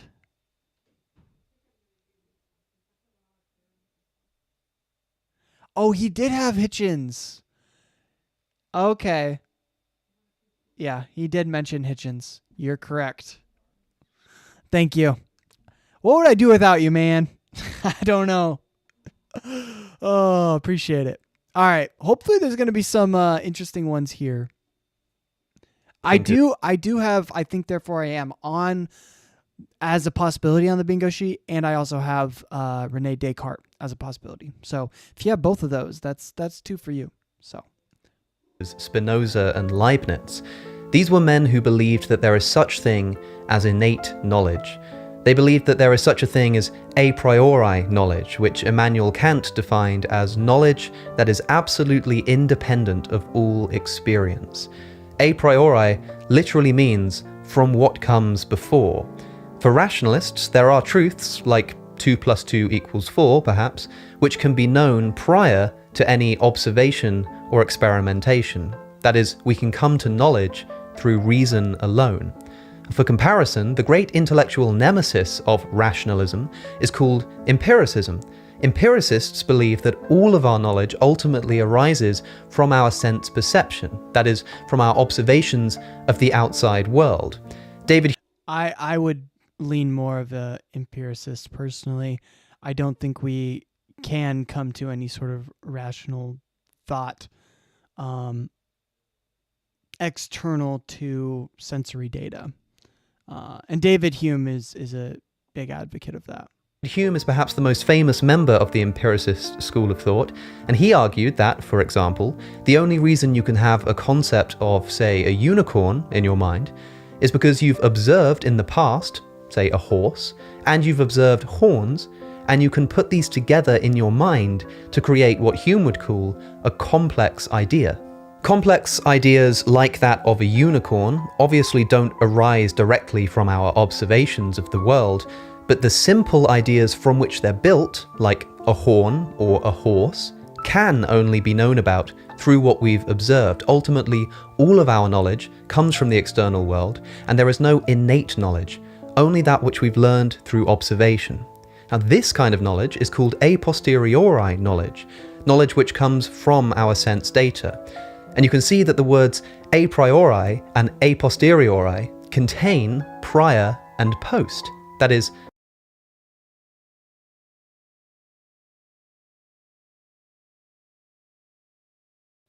Gosh, I literally pressed the mute button. My bad. This is why I have a hard time with the notion of being strictly objective with everything. I think we should try to be objective, but I think we need to recognize that at the basis of objectivity is actually subjectivity, because any sort of scientific experiment, any sort of thing that we observe about the external world is going to be based on a human subjective experience. Now, sometimes that's a shared human experience, and so we can kind of piece together, okay, what did you see? What did I see? Can we recreate that? And do we observe the same thing, right? That's what the scientific method's great at. It's good at helping us get out of that subjective experience and try to understand things the way that they actually are. But at the end of the day, what we are observing is a collection of subjective experiences or a collection of subjective persons sharing said experience. And I don't think that we can ever truly separate something as objective from the subjective. Because, like, for instance, I see this microphone in front of me, right? Well, that is a sensory thing that I see. And so I know that the microphone's in front of me because I am experiencing it through touch. I'm experiencing it through vision. I experience it in a lot of different ways. So through spatial, recognition, I can kind of sense that it's right in front of me. So that's the sense in which I objectively know that it's there because I can see it and I can have other people who see it confirm that it's there. Is this microphone here? You can confirm that. The fact that you're hearing me proves that the microphone's here. So there's a lot of ways that we can kind of show that in an objective sense. But at the end of the day, the metrics that we use to confirm whether something is objectively true are filtered through a subjective experience. So, sorry, that was a lot to say, but that's why I don't think there is anything like an a priori rationality. And with that, it comes with the notion that everything is subjective to it. When we push the problem back as far as we can, it's going to be pushed back to a subjective experience. Before and after. A priori knowledge is knowledge that comes before any kind of observation or experimentation. A posteriori knowledge is knowledge that comes after experimentation and observation. And this is the key distinction between the rationalists and the empiricists. And when Descartes set out to write his most famous work, he was attempting to discover what kind of a priori knowledge might exist. What, if anything, can we know to be true beyond any doubt, without having to rely on observations or experiments, which, after all, could be illusory or false? Can there be such a thing as philosophical certainty on any which is the I think therefore I am subject? To find out, we'll turn to that famous work called Meditations on First Philosophy to discover how Descartes got to I think therefore I am, or as the scholars like to call it, the cogito. Descartes begins his meditations by recognizing a problem of skepticism. How can we know that anything is true? How can you know that anything exists? After all, it's possible that your senses are deceiving you and the world is an illusion. It's possible that you're actually dreaming right now. Usually when we're dreaming, we're not aware that we're dreaming and think that we're having real experiences. So who's to say that this, or something like this, isn't happening right now? Well, to try to discover what we can know with certainty and avoid these kinds of doubts, Descartes therefore decides to take anything that it's even minutely possible to doubt and treat it as false.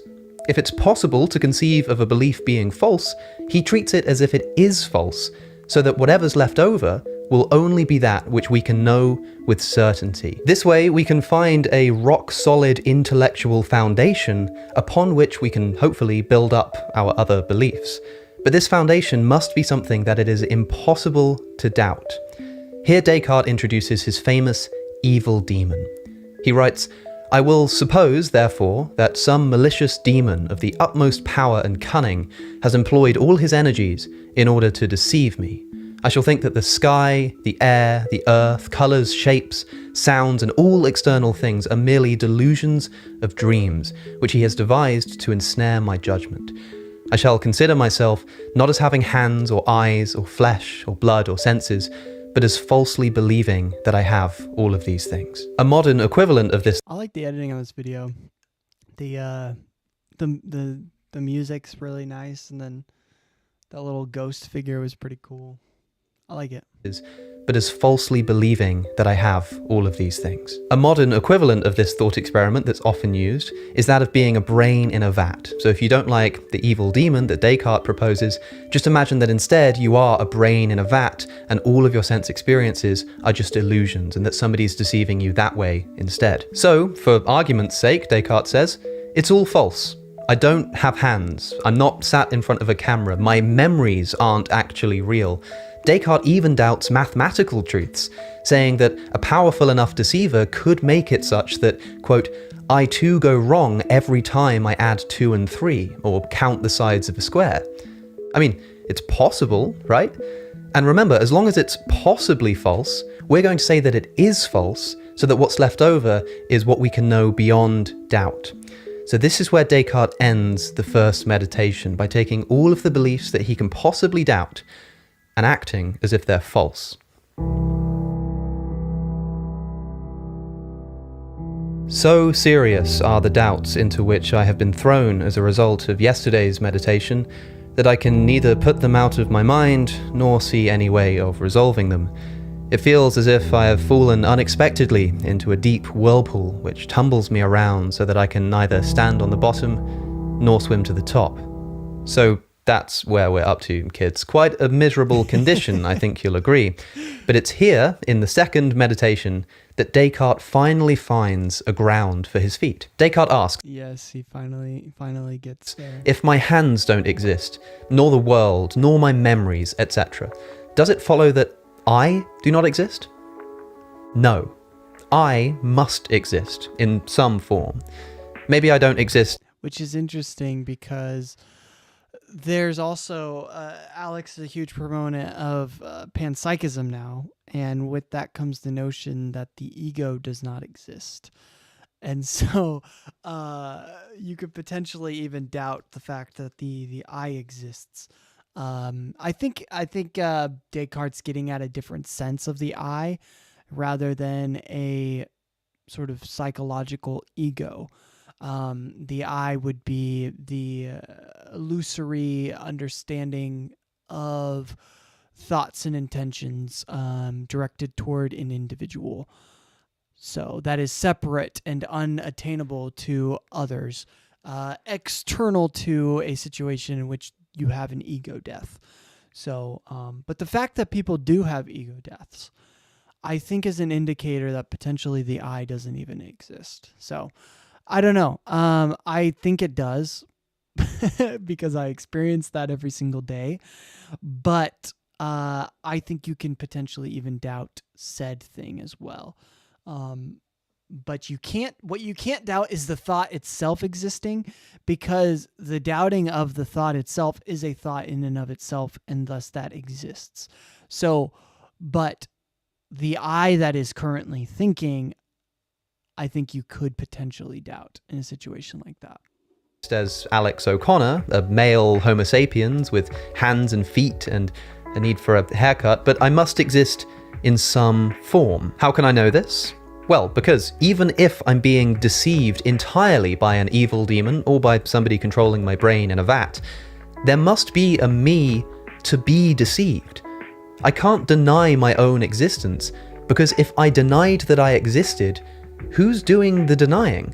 An evil demon can convince me of all kinds of falsities, but it can't convince me that I don't exist, because there needs to be a me to be convinced of this. Remember, Descartes' method is to take anything that can be doubted and treat it as false.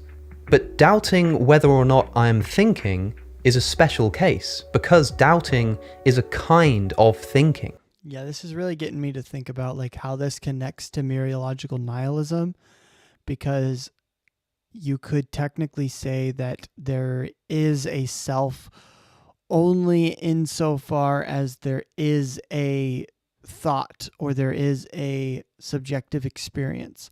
But external to said external experience or subjective experience, then there is no sense of self. But there is potentially a sense pure, like in general. So I think what could exist in a more this gets into more idealism, but in an idealistic understanding of the physical world, there would be basically what exists is nature, right? And if you see nature as a collected consciousness, then you could say that exists, but that the sense of self exists only insofar as it is illusory and exists as an illusion, but not as a real thing. So I could see that. So I think where Descartes gets at is true, but the language of I think might be problematic. But the notion of a thought and whether that thought exists, regardless of whether it's attached to an I or a connected consciousness, is a different question. So, since doubting is a kind of thinking, by doubting that I'm thinking, I automatically prove that I am thinking, because the very act of doubting is an act of thinking. It would be impossible to doubt that I'm thinking, because this would amount to thinking that I'm not thinking, which is a contradiction in terms. And so, as long as I am doing some thinking, well, I am. I am thinking simply contains I am. And as soon as Descartes even begins to doubt everything that he can, he's already thinking, since to doubt is to think. And so as long as I'm doing some kind of thinking, I can know that I exist, at least in some form. That is to say, I think, therefore I am. That exact phrase, I think, therefore I am, doesn't actually appear in the Meditations, but Descartes uses other words to express exactly the same point. He writes of the evil demon, "Let him deceive me as much as he can. He will never bring it about that I am nothing, so long as I think that I am something." So, after considering everything very thoroughly, I must finally conclude that this proposition, I am, I exist, is necessarily true whenever it is put forward by me or conceived in my mind.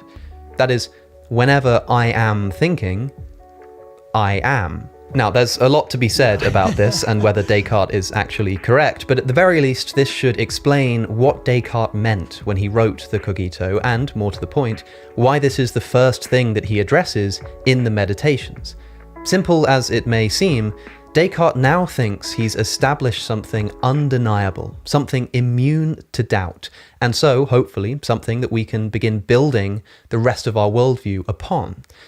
But as I say, there's still a lot more to discuss about the Cogito.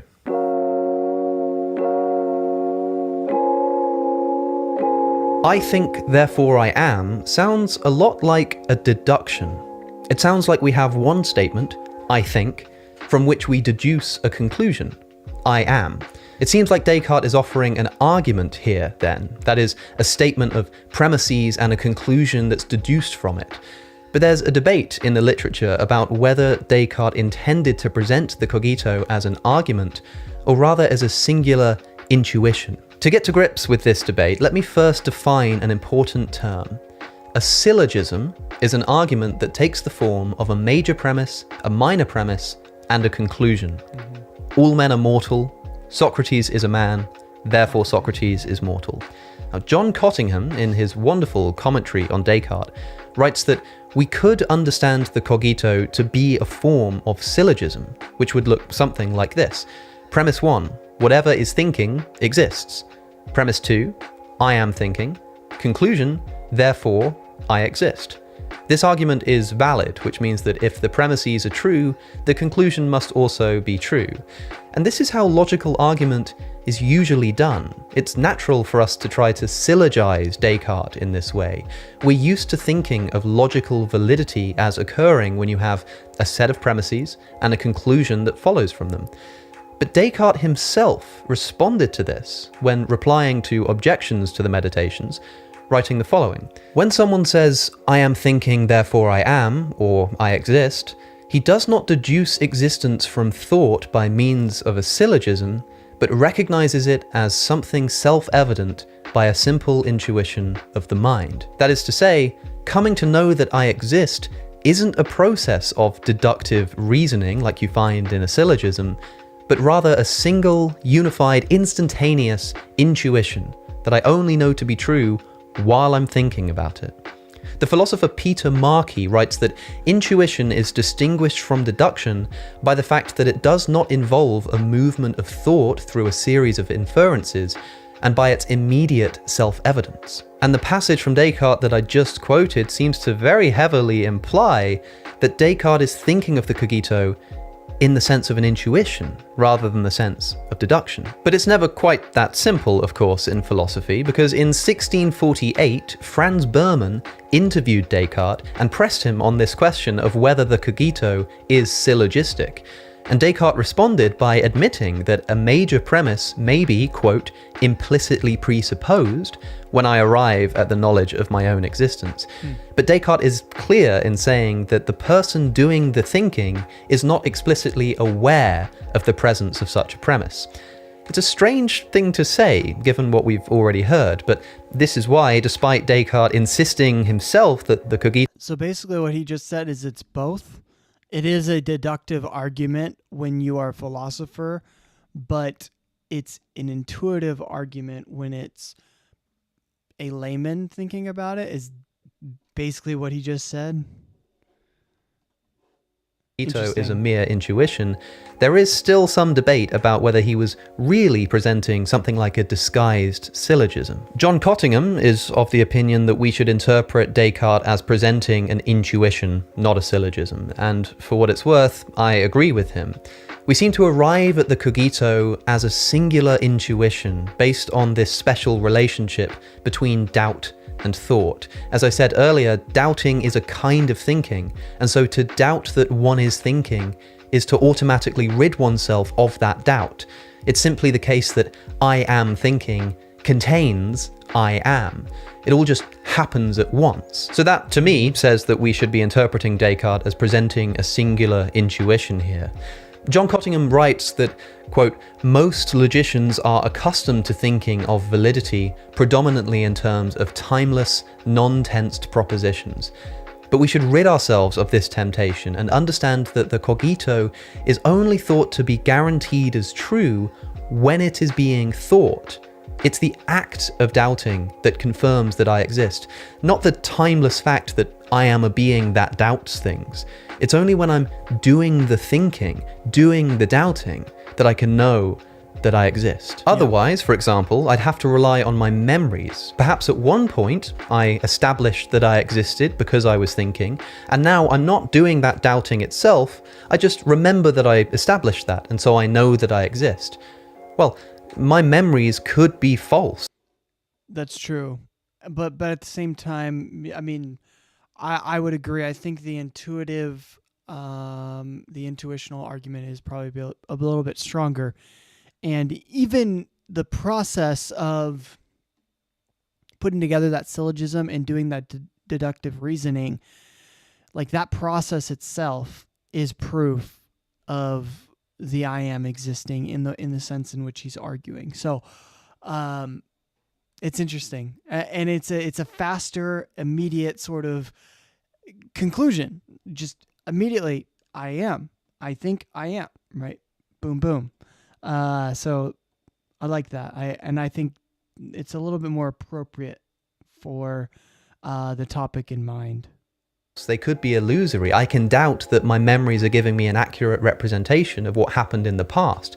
So I can't rely on having done the doubting already. Because so let's go back to the syllogism here that he proposed. Okay. So if we're doing the practice of the cogito, we should doubt these things are true, right? So here's the deductive reasoning. Premise 1, whatever is thinking exists. Well, what if I just practice the cogito and say, no, I doubt that. I doubt that that's true. That whatever is thinking exists. I think there can be thinking external to something that exists. I'm just going to doubt that. I am thinking. Well, I'm going to doubt that I'm thinking. Therefore, I exist. Well, I doubt the conclusion because I disagree with the premises. But it's the intuitive nature of doubting the fact that you exist that proves the point. It's not necessarily the deductive reasoning, because deductive reasoning is you basically not participating in the act of doubting anymore. You now have to accept premises, which goes directly against the process of doubting. Whereas an intuitive, just coming to an understanding of this fact in the moment that you're like, oh, I'm doubting, that means I am, which means I am, which means I am. That's immediate. That's really what the entire cogito is about. So I would agree with him. I don't think that I think you can come up with a deductive presentation of it, right? In this syllogism, I think this syllogism works. Potentially you can argue against the I am thinking part, but I think this syllogism generally works. But it goes against the spirit of the cogito, in that you are now presenting things to not be doubted. Okay. Here we go. About that. Well, perhaps I'll make a video in the future, or I would recommend reading John Cottingham's book. I'm going to leave. A final thing that I want to note is this. So for this reason, when I'm discussing Descartes, I prefer to translate the cogito as I am thinking, therefore I exist. But look, if you're somebody who prefers the syllogistic deductive interpretation of the cogito, you might prefer to still use I think, therefore I am, the more famous formulation. It's really up to you. Of course, the best thing that you can probably do is learn French and go and read the meditations in their original language, but to be honest with you, I struggle enough to understand Descartes in the English language, so good luck to you if that's the task you choose. A final thing that I want to note is this. The cogito is special for Descartes because it is impossible to doubt, and it's this that allows it to serve, in his view, as the bedrock of his philosophy. But something being immune to doubt is not, in my view, quite the same thing as it being true. Consider an example from So I feel like relying on intuition is a little strange. I intuitively get fooled by optical illusions all the time, but that does not make my perception accurate simply because it is intuitive. So there's a difference between something that's accurate and something that exists, though, right? So what we're doing here is we're wondering whether something is true or something exists. An illusion does exist. It's not a correct perception of reality, but it does exist insofar as it exists in your subconscious experience, right? So what I think he's getting at, though, is if we're going to practice the ability to be super skeptical and say that that's not true, that doesn't exist, that doesn't exist, what it leaves us to is this intuitive, basically absurd statement, which is, I doubt that I exist. I doubt that my thinking proves that I exist, which is a thought in and of itself. And so in that moment, you intuitively understand that that is simply just not true, right? You don't have to do a deductive reasoning. I think deductive reasoning can help clarify what exactly you're getting at, but you don't get at it like the actual practice of the meditations here is him doing an intuitive exploration and not doing the deductive reasoning itself. And so it's the intuitive explanation, I think, that gives rise to the deductive reasoning, and not the deductive reasoning that comes to the intuitive understanding. I think that's exactly kind of what he's getting at basically through this. So I hope that made sense, but yeah, it's an interesting line of reasoning. And I would generally say, like, intuition is good. We should understand and accept our intuitions exist, but do they tell the full story of reality is the real question. And that's what needs to be interrogated.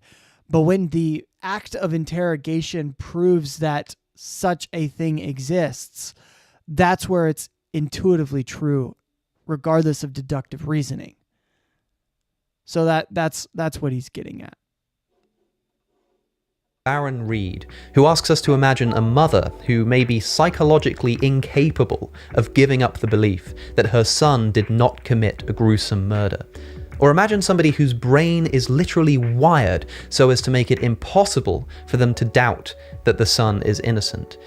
It seems that the fact that for this person it's impossible to doubt something isn't the same thing as saying that thing is true. For this reason, we might want to make a subtle distinction and say that the real success of the meditations is not so much in establishing truth, but rather establishing psychological certainty, or discovering what it's impossible to doubt.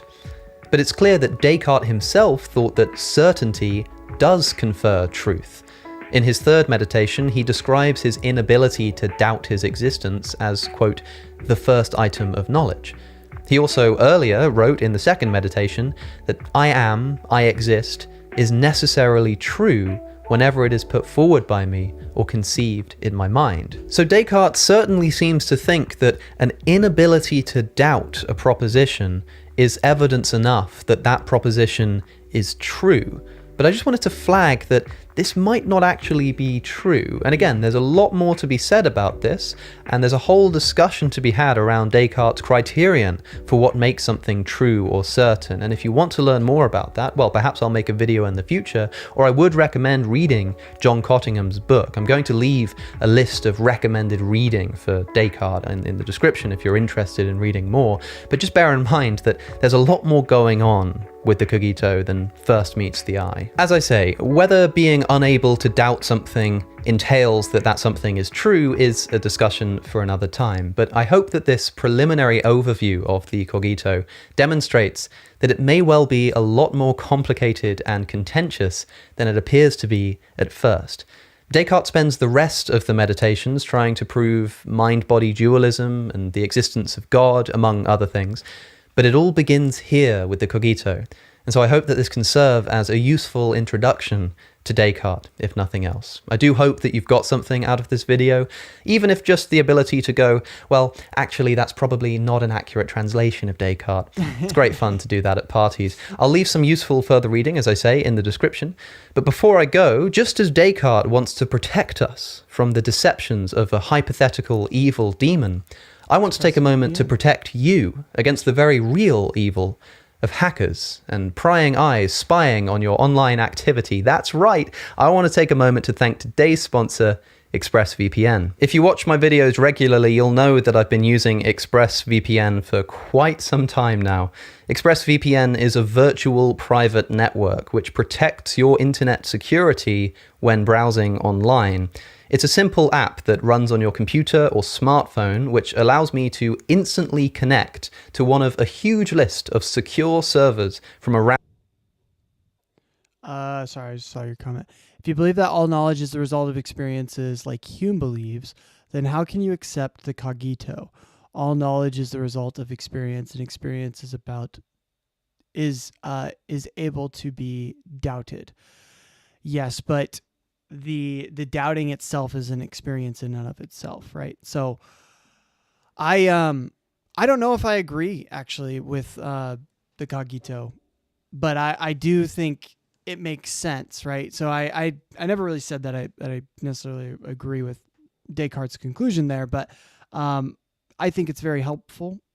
And when it comes to what you were saying, my response would be, if I were to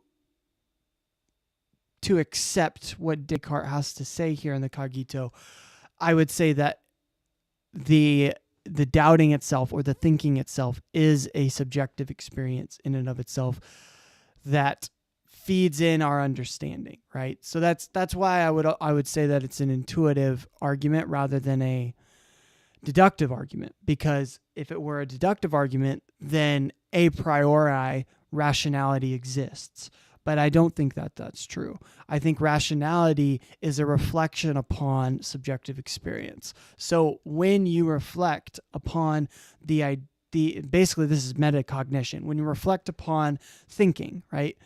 What you're doing is you are looking back at an experience that you had or an experience that you are currently having, and that is what's feeding in your conclusion.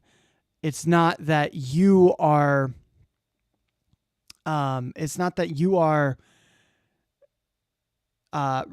reflecting and then the experience, but that the experience comes before the reflection itself. So all learning, I think, comes from an experience. And I don't think there is such a thing as a priori philosophy.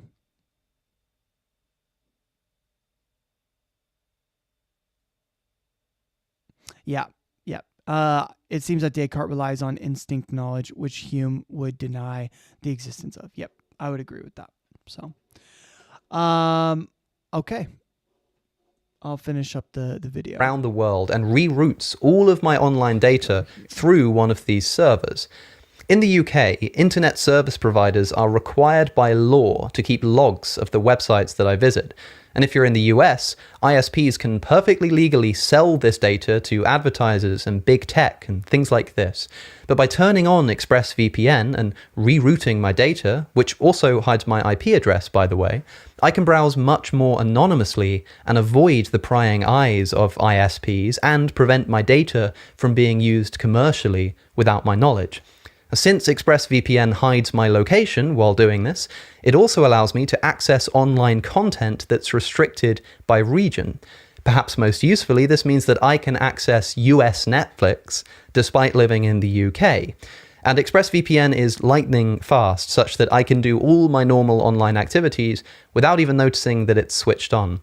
And you can get 3 months with ExpressVPN completely for free just by using my referral code expressvpn.com/Cosmic Skeptic, or by clicking the first link in the description. If you do, I'm sure you won't regret it. With that said, I've been Alex O'Connor, or Cosmic Skeptic. Don't forget to subscribe. Thank you for watching, and I'll see you in the next one. Alrighty. It's another one of the books, baby. Let's go. 44 and 193. Boom.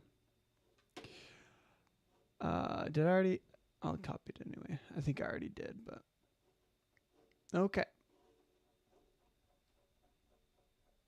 Yeah, this was a pretty. These were some pretty cool videos here.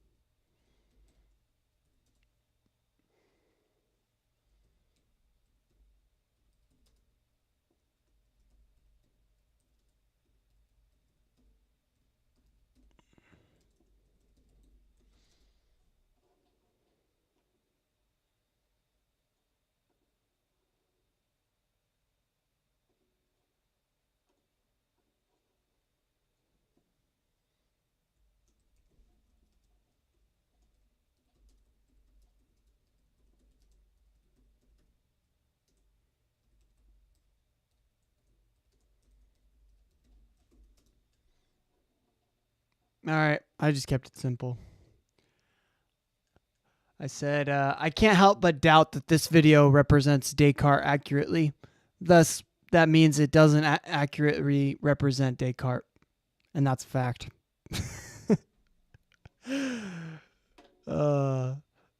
LOL, this was a great breakdown. Thanks.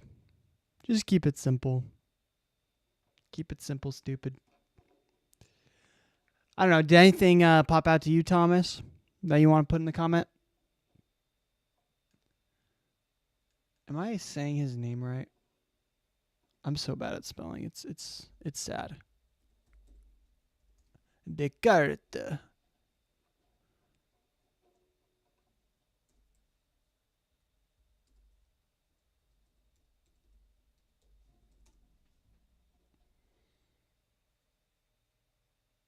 Oh, ES. Because it's French. You like French. You just understand that you don't pronounce like half the letters in a word. They're just silent. There we go.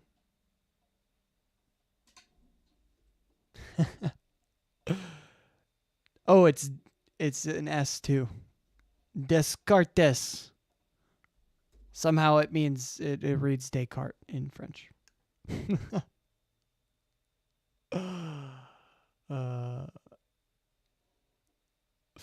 Comment sums it up. All right, perfect.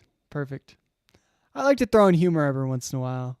Most of my comments are too serious, but it's like, let's just throw in a bit of humor.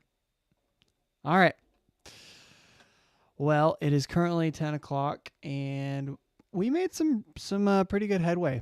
We watched, what was it, 3 videos? Yeah, 3 videos. So that's pretty good. Not too shabby. So what did we conclude, ladies and gentlemen? Today we concluded that René Descartes is okay with crucifying dogs, and he cannot physically doubt that in his brain, and so that means that it is morally okay, correct? Obviously. No. But yeah, we had a pretty good discussion about animal cruelty and suffering, and honestly, I love that Alex was covering that, because it is something that I think our culture just has a lot of cognitive dissonance when it comes to animals. For some reason, we are totally sad when it comes to like someone who kicks their dog or kicks a cat, but we get totally out. But we're totally fine with you know, the killing of hundreds of billions of animals every single year for our taste pleasure. So anyway, and beyond that as well. So it is absolutely true that animals feel pain, and even the type of difference between the pain that we feel as humans and animals feel as animals is really not that much different. When we look at it, how it shows up in the brain, it's exactly the same. And the only difference is our ability to sort of detach from a situation and to reflect upon suffering, which can create more suffering, but it doesn't necessarily, it can also help us, which is not always recognized. So that is what we covered today, ladies and gentlemen. 100% only if people would think more. That is true. And that's what I think. I'm sure there's, oh wow, that was loud. I'm sure there's things that I have cognitive dissonance about. So I have empathy toward people who have cognitive dissonance. Because there's plenty of things I haven't thought fully through, but it's good to think fully through and challenge yourself. And then when you are challenged, to then make the right decision.